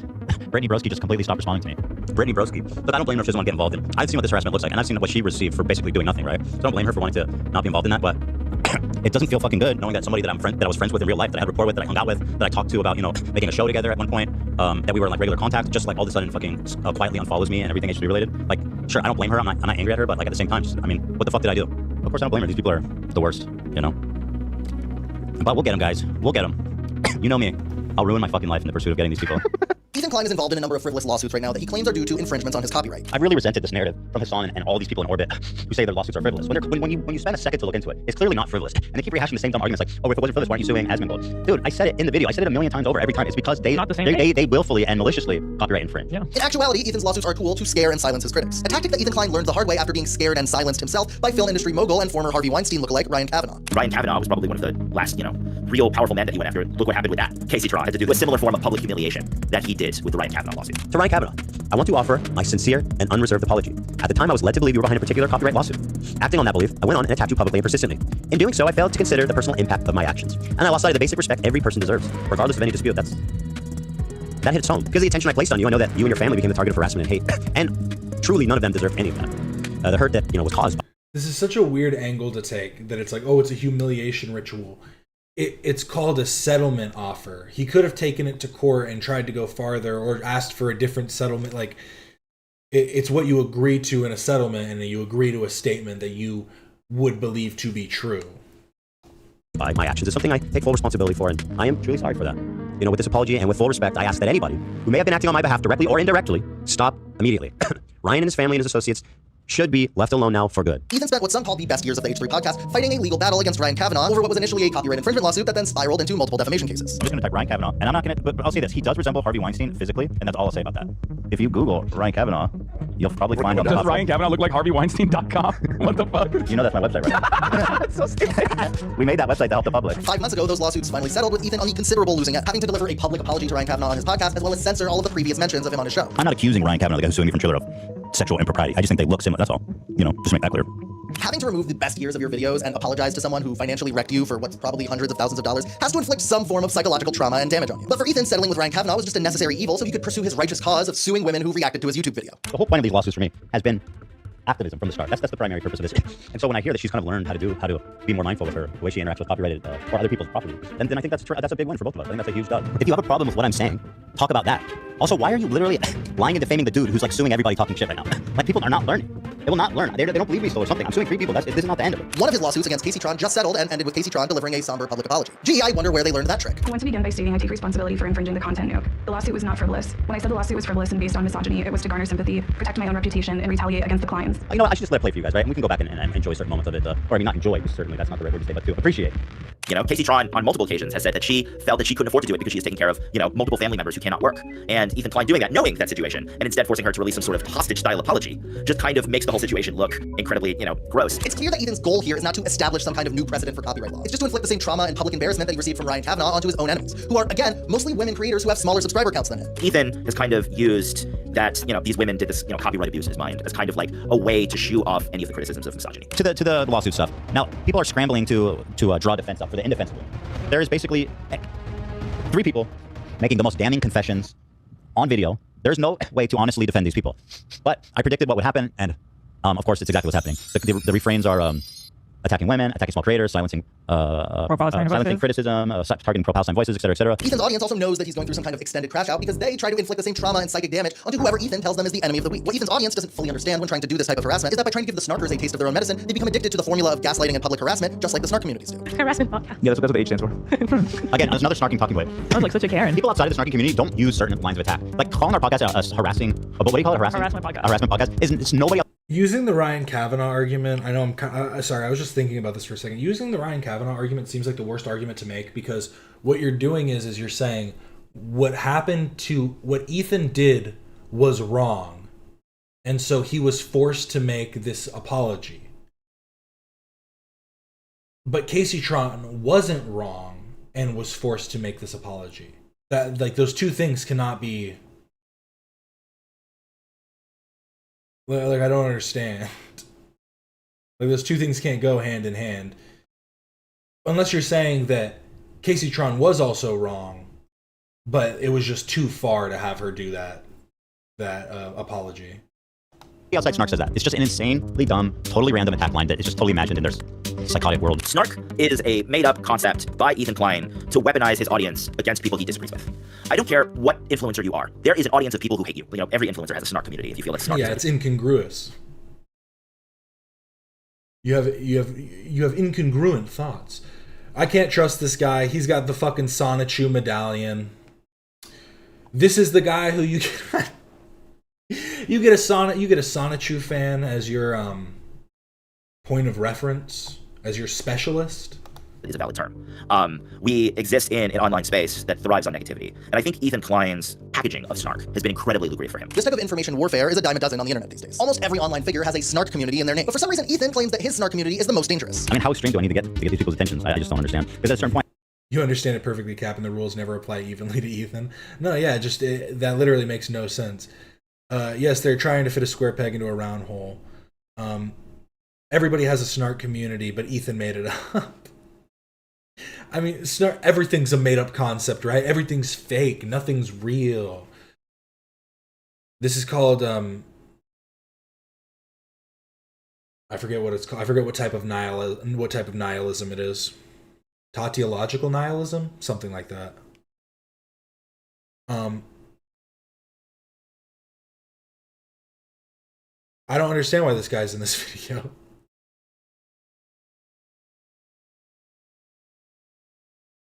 I mean, yeah, also, I mean, it's kind of a funny thing, too. I didn't think about this. Having the Sonichu medallion proves that this guy is somewhat of a snarker himself because he is somewhat fascinated with Chris Chan, the original lolcow.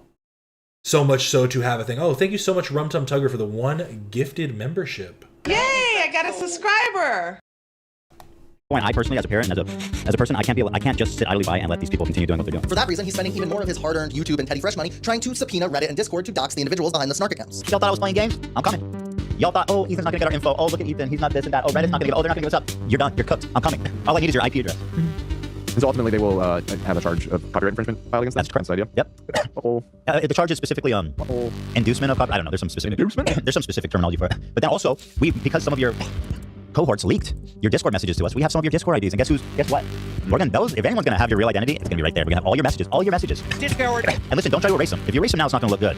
And you should know that I'll still get them even if you erase them. I'm sympathetic to anybody that's going through such, that tells me rather that they're going through harassment, because I have dealt with so much of that. And so I was like, well, I'll try to help them. They were making a lot of claims about Reddit at the time too, and snark subreddits, and that's something I've reported on a lot. I reached out to Reddit and I was like, hey, can you look into this? Like, they're making all these claims that they're being doxxed, and the CPS people are calling their, from Reddit and everything. Reddit looked into it. They were like, not only did we not find that, but like his community is actually being problematic and abusive. When it comes to Ethan Klein's crash outs, they are being milked for content. It's all about how much can you engage with and how much can you milk a lolcow.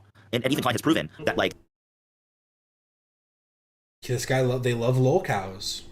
It's just what it is. He just wants the content, He's milking himself at this point. There's no doubt in my mind that this is just like where he expects this to go and what he wants out of his YouTube experience. Now, if you don't watch my channel a lot, you wouldn't know this, but I was actually involved in a pretty public lawsuit as well. All that to say, I know how to read these legal papers, and I've done it a couple times. And while Ethan's attorney may be very talented and charge him a lot of money, these subpoenas read like the incredibly deranged ramblings of someone wealthy enough to try to litigate public opinion on the internet. And that doesn't mean that the courts won't take it seriously. I mean, this is America, a country that was founded on frivolous lawsuits from the rich. Tonight you are saying to our viewers that you will go forward and... Did you see that the Reddit post that showed that the Reddit and the snark mod lawyer in the same building in San Francisco, is that the one that got deleted? Because I saw someone complaining that the post got deleted by Reddit admins, which makes it even more, that seems dubious. And file a defamation lawsuit against the BBC. Well, I think I have an obligation to do it. Yes, I have to. Why not? Because they defrauded the public. Well, listen up, mods, haters, snarkers. It's going to start settling. These people still think this is a joke. All the snarkers and all the people they keep coping hard about how, Ethan's delusional, his lawyer's an idiot, this is all whatever. And it's going to start dawning on you. This should be the first peek at what's coming. And what's coming is the full fucking weight of Lady Justice's big fat swinging titties. But Ethan's not just pulling a Donald Trump here. He's taking a page out of the book of a very important attorney. So I'm really anxiously looking forward to an opportunity to depose. Hey, I got sued before. I know more than Ethan's lawyer. Let me explain. CNN, this will be the first time this has ever happened. And I think CNN is probably quaking in their boots. We have demanded that they not destroy any documents, any memos. We want to get the editors who told them to edit the tape. We want to get the commentators. And look, I know Oh, okay.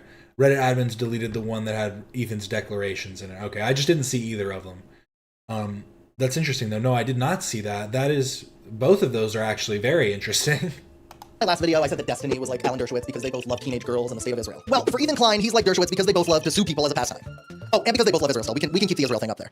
What do you think Michael thinks about frivolous lawsuits? I think that Michael, he would believe that everybody's entitled to, be able to have a lawsuit, and I think he believed in the law and everything. But that's why he fought for his, innocence. Yeah. You understand two-party consent laws. This is a stupid point, too. Michael fucking settled, dumbass. What are you...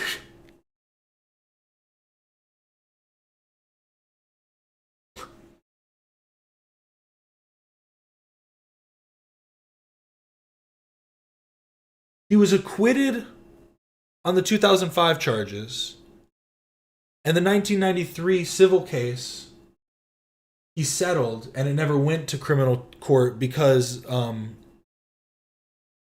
the kid didn't want to testify. He didn't want to testify under oath.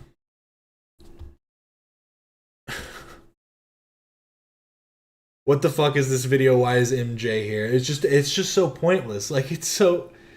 Everything about this video is so dumb.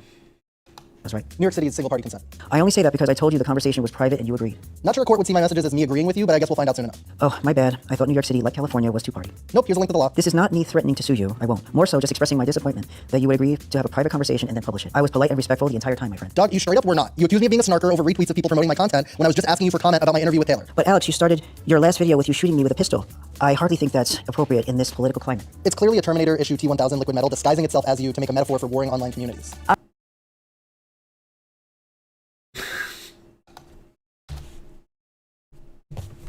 What the fuck did he just say?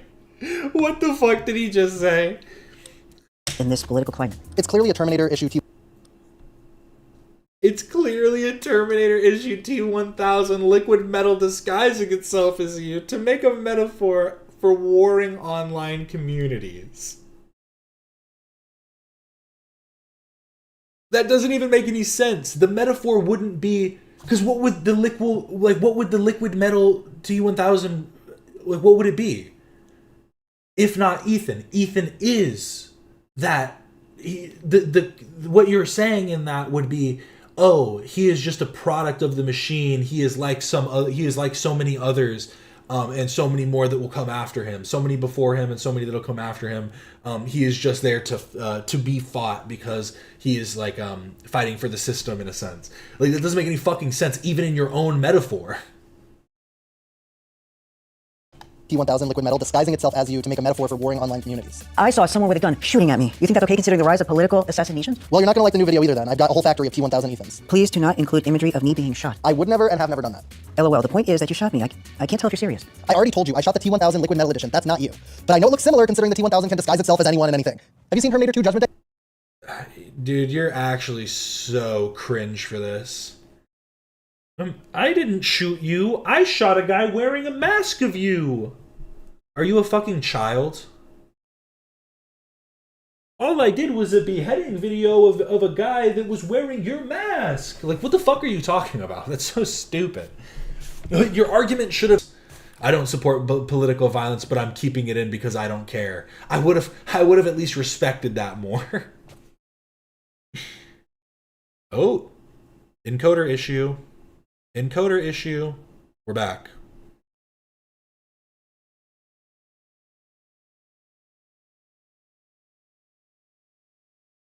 Yeah, he couldn't even crop it neatly. This is so easy, too. This is such an easy fix. Sorry, I'm making sure that OBS is doing what it's supposed to be. No, it was me. It was definitely me. Don't worry. Sorry, guys. I think we're okay now. My B. Day, it's a great film. Also, like Dershowitz, Ethan uses accusations of anti-Semitism as a shield from criticism. I'm gonna sue you if I can. And I feel like there's a lot of ground to it. Yeah, that's gonna happen. So fuck you. Like, literally fuck you. How dare you? After all this time, you go regurgitate all this shit in the most hateful, anti-Semitic, obsessive fucking freak way, and then to sit here and pretend like you're unbiased? Fuck you. So using anti-Semitism as like a protection has kind of always bothered me. Like Jews in general who use anti-Semitism to dodge criticism is something that like grosses me out because anti-Semitism is a real thing. I have had pennies thrown in my head. I've been punched in my head for wearing a yarmulke. Like, I have dealt with actual anti-Semitic attacks. So claiming that me thinking that Ethan Klein, is a video, the Casey Tron video is, it's kind of, upsetting, and it feels like the lawsuit was kind of just, this was the goal. That's not anti-Semitic. Using. Yeah, no shit. No, Ethan doesn't just go around being like, you're being anti-Semitic, you're being anti-Semitic, you're being He calls people anti-Semitic for saying that he supports Israel. Because he doesn't support the Israeli government. He has ties to Israel through being Jewish and his wife literally having been born there. So of course he has a perspective, but a perspective that is also against the government, that is against the current administration and the expansionist goal.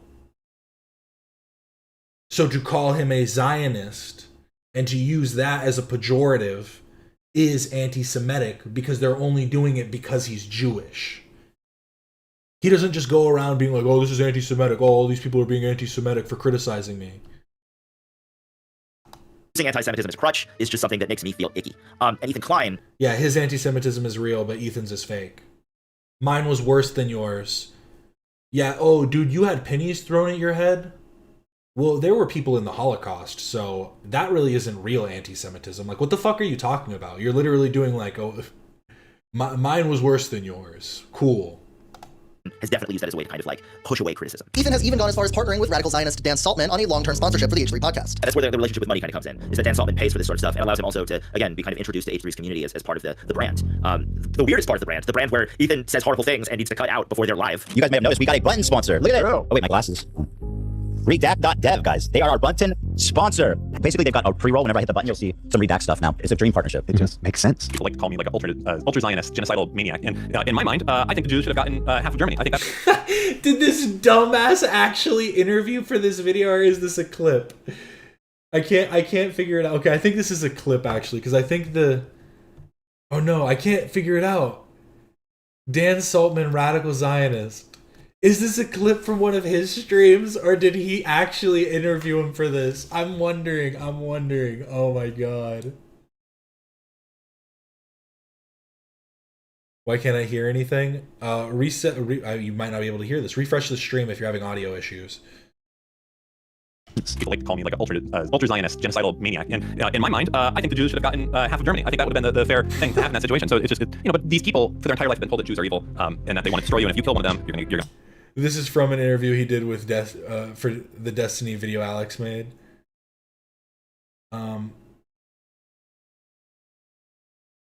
Oh, okay. So this was a previous interview he did. You said Alex, and I was thinking Alex the Fiction for a second. Either way, Dan Saltman's an idiot for wanting to be involved in this. I mean, you should know that it's going to get thrown back in your face at some point. Never get involved with weird, like, hit piece videos. You're gonna, I don't know all the religious terms, but it's crazy. And to combat that level of indoctrination, there has to be a massive influx of resources into that area. There needs to be a McDonald's on every corner, and everyone there needs to be driving up for. I do think giving Jews half of Germany was probably, I think that's a ridiculous. Because the reconstitution of Germany in general was already like an issue because they had to draw back borders and doing that all and then cutting it in half would probably have led to some kind of civil unrest of sorts. Dan is a weird dude. I did update YouTube before the stream though. Oh, YouTube needs to update. My phone updated recently, and I don't like the way it looks. Ferrari. And I know it sounds stupid, but it's only at that point that these people that the residents of Gaza and the West Bank are going to be like, maybe, let's focus on something besides killing Jews, because life right now is pretty awesome. Funny enough, when I spoke with him, Dan Saltman also offered me a weird sponsorship with his terrible company. If you ever feel like pushing it, let me know. And we have an affiliate program that I can get you in. Essentially, if you for a lot of content, I think it makes sense. A lot of content creators. Not on this video because I don't want to send any bad people back towards you. But we'll talk about it. Yeah, but maybe in the future. But yeah, like if you're dealing, it sounds like you do stuff like this is what this guy said in the past. And that's like always the perfect segue into like, don't want to be the next subject of my video. Use redact.dev and make sure you clean up all of your DMs on Discord, Twitter, Reddit, etc. So, but let me know. No rush. Aside from business, Dan Saltman and Ethan Klein also share an extreme hatred for Hassan Piker and a vested interest in getting him deplatformed. Also, I just thought about this. He frames him as a radical Zionist, but then shows a clip which goes completely against the Zionist project. Like the idea of Zionism existed before the Holocaust, existed before World War II, and what he was saying is after the Holocaust, he would have wanted half of Germany to have been given back to Jewish people. That is completely in opposition to what the Zionist project is, like what the Zionist project was. So how the fuck are you going to call him a radical Zionist and in the same while showing that clip? This proves that these people do not understand what Zionism is, do not understand the history of it's just all so stupid. Like these people just don't understand. Yeah, Zionism equals Jew. Yeah, it's just, what the fuck are you talking about?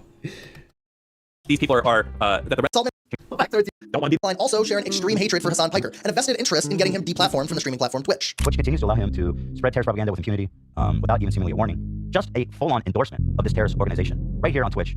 Now, I don't know if you remember, but basically this is what caused the apocalypse on YouTube.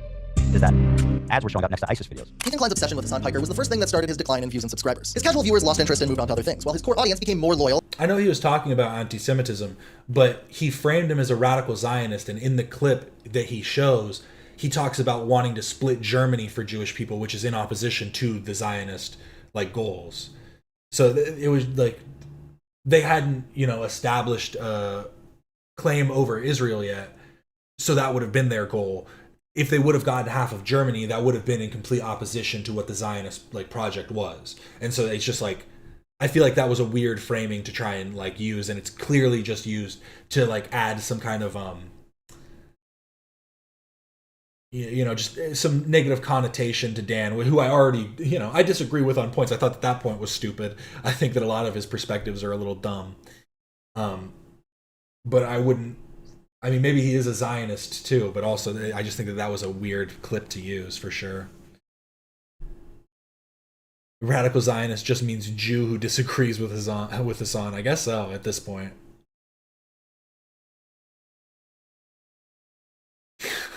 He means radical like Teenage Mutant Ninja Turtle. He's a radical Jew. Or radical Jew, radical Zionist. Sorry. Sorry, I guess I cut out the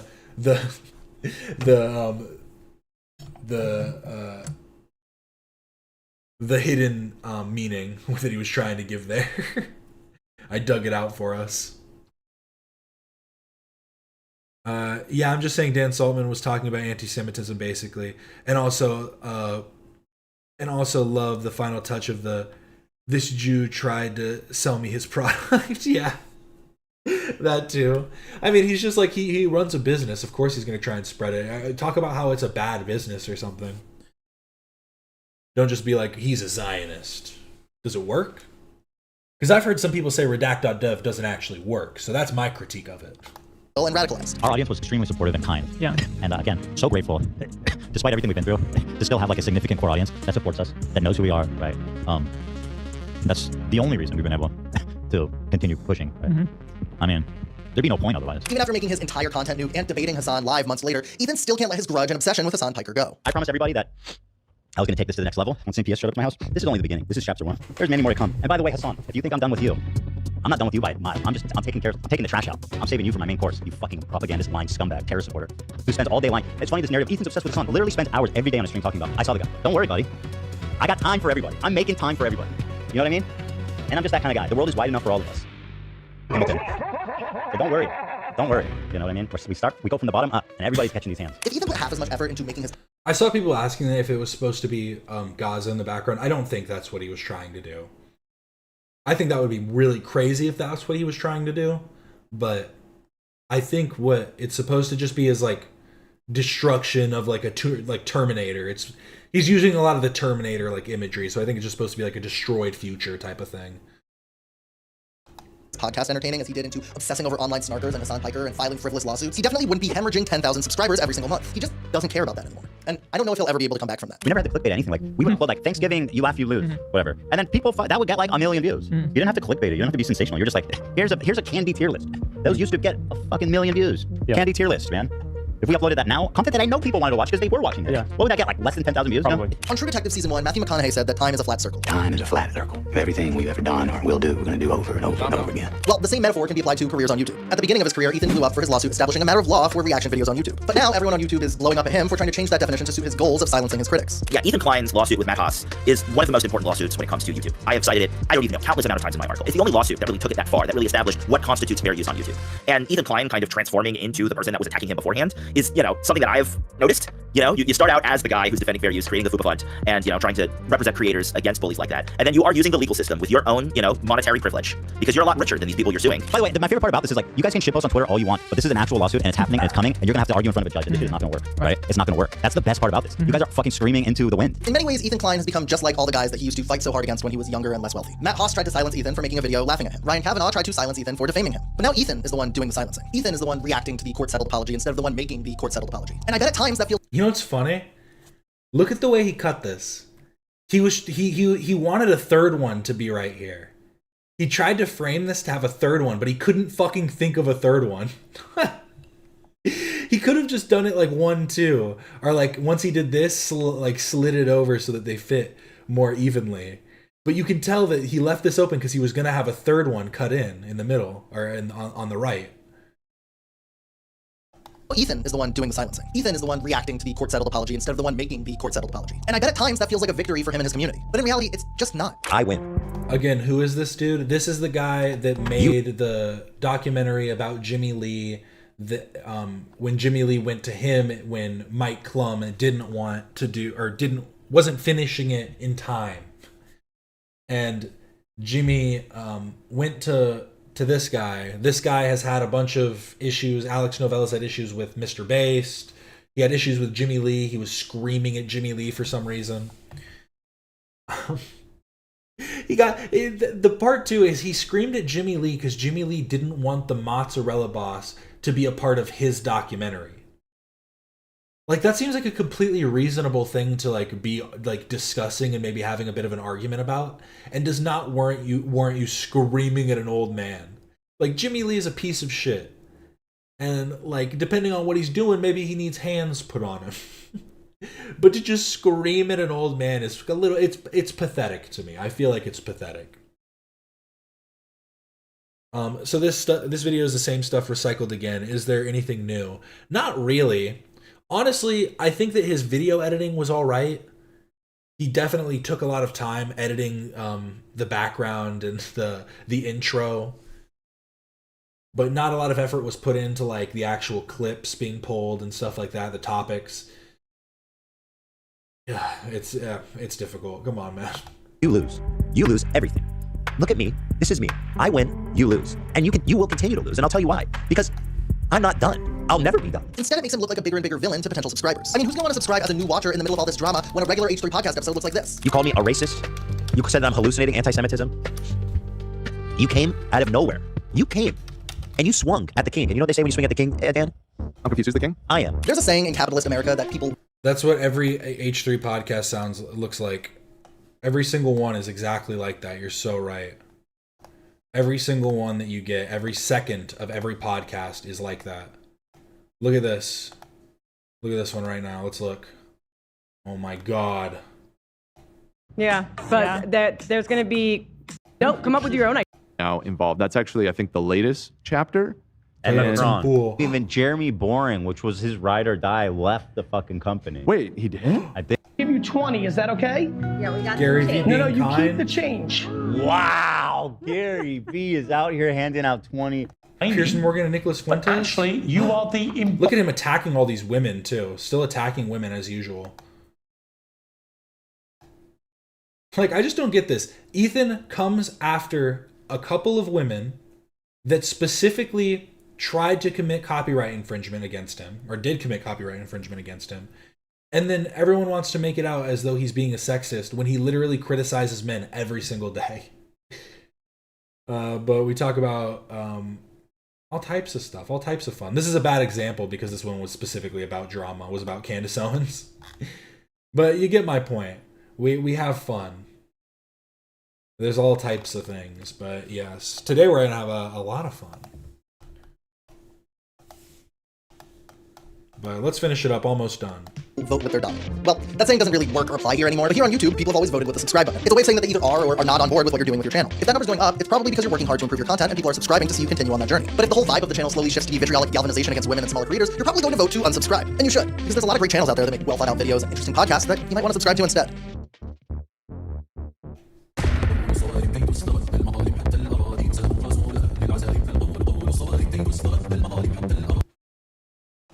Wow, terrible video. How late will the H3 show start today? On time, early. 15 minutes, 30 minutes, or 45 minutes? Get your votes in now. Who missed the poll?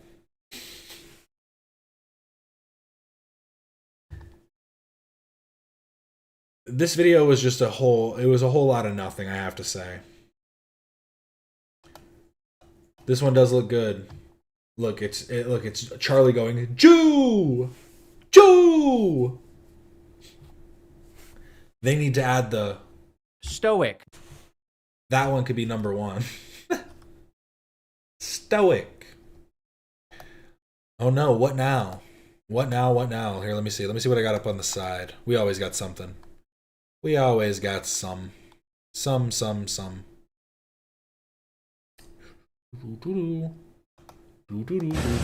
Father.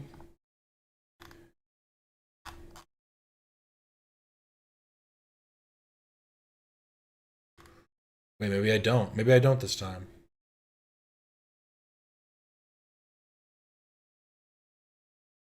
I forgot I had this. Oh, that's why. I'm in the wrong archive. Father God, I am just learning how to pray. Sorry, I accidentally pulled up a DMX praying again. Body cam. No. Where the fuck is my regular archive? Oh, there it is. I have too many playlists at this point.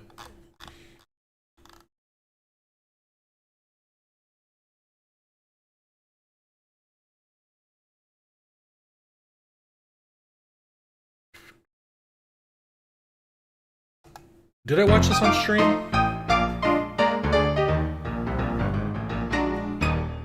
Hello and welcome to the amazing world of cat massage. My name is Mary Jean Oh wait, yeah, we do have the court docs. What am I talking about? Here, let me pull those up while I let this play. Bullner, and this is my wonderful cat, Champion. In this videotape, you'll learn that your cat doesn't want petting anymore. Your cat wants a massage. And we'll be able to show you how, based on my book, Cat Massage. So continue watching, and you'll learn to bring on power purring and mega meow moments. When to cat massage. Whenever. Computer keyboards, on the couch. Cat massage makes TV commercials bearable. And of course, on the bed. Our best massage techniques were developed here. Cat massage is the easiest way to produce a cat smile and is a reliable source for cat giggles. Listen closely for cat giggles. Sometimes, cat will approach you for massage. You know what that's like. He's rubbing up against you.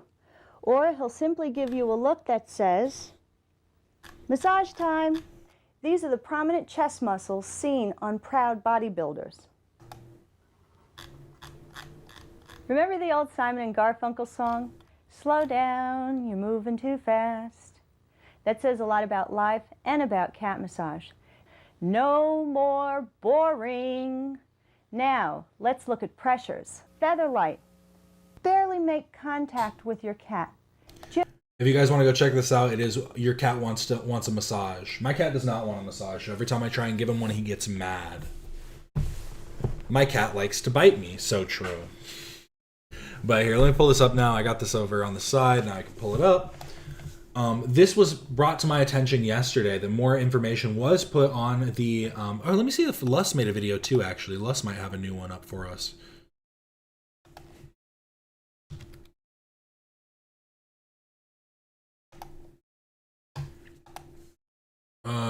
Oh, 2 hours ago.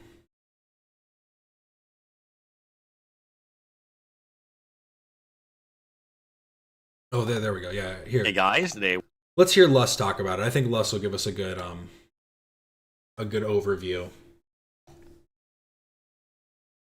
Thank you so much, my boy Tony Guo. I don't know if I'm saying his name right.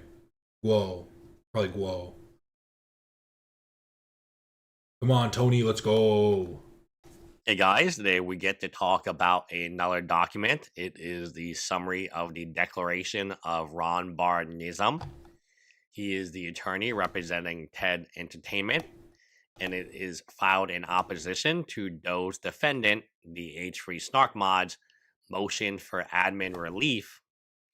So, talking about procedural background, he addresses the context of the motion, noting his initial concern that the H3 Snark mods were attempting to file their third substantive brief and fourth submission of evidence, giving them an unfair advantage over TEI, which only had one opportunity for a substantive brief and one to submit evidence.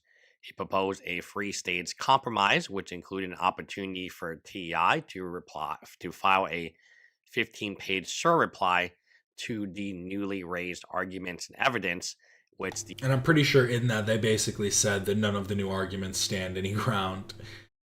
Did you talk about Ahmed Al-Ahmed? I have not actually. Is there more stuff that any more information that's come out about it? Because the Bondi shooting, everything that I saw was just horrible. Aside from the one person who stood up, and I remember I just saw the clip. I just saw the clip raw of him stopping the gunman.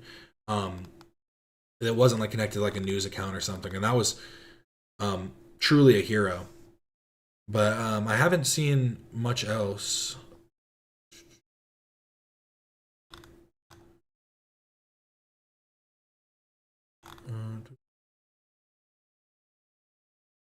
I honestly I don't talk about too much real politics. I'm trying to get into it more to talk about on stream. I obviously do a reading on my own, but hey, as we're going on break here and the H3 podcast isn't around to have drama, I'm sure there'll still be drama popping up, but I'll probably talk about more news related topics as well, because it's good to get there's a GoFundMe for him. I did not see that at all.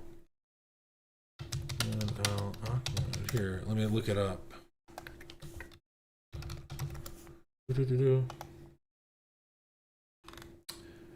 Do you know if this one's legit is it like created by the family or something? Because so far it's already raised $2.5 million of 3.1 million of donations. So yeah, if you're interested, literally just look up Ahmed Al Ahmed GoFundMe and it'll come right up. So wow, this person gave $100,000. Damn. But yeah, it's good to see that people are trying to do what they can for each other, you know. We're all in this together trying to stand up against evil, you know. That's the thing. The problem is some people don't understand what evil truly is. They're pointing fingers in the wrong directions. So, shout out to his family. It started. I really do appreciate everybody for stopping in. I guess I'll save this for Friday. Tomorrow I'll be coming back for a gaming stream, but also it is actually my fiance's birthday. So I'm going to be bringing her on. We're going to be doing a gaming stream, maybe doing a little Q&A about our relationship maybe. That'll be a little cutesy, don't you think? But yeah, we'll do some gaming together. Thank you all so much for watching. I really do appreciate it. Remember to like and subscribe if you haven't already. I do this every weekday, Monday through Friday, starting at 11:30 a.m. MST. Again, thank you so much for watching. I really do appreciate all the regular schmegulars for stopping in. We'll save this Lust video for Friday, gaming stream tomorrow, and then back again on Monday. Thank you so much for watching. This is Captain Quasar, signing off.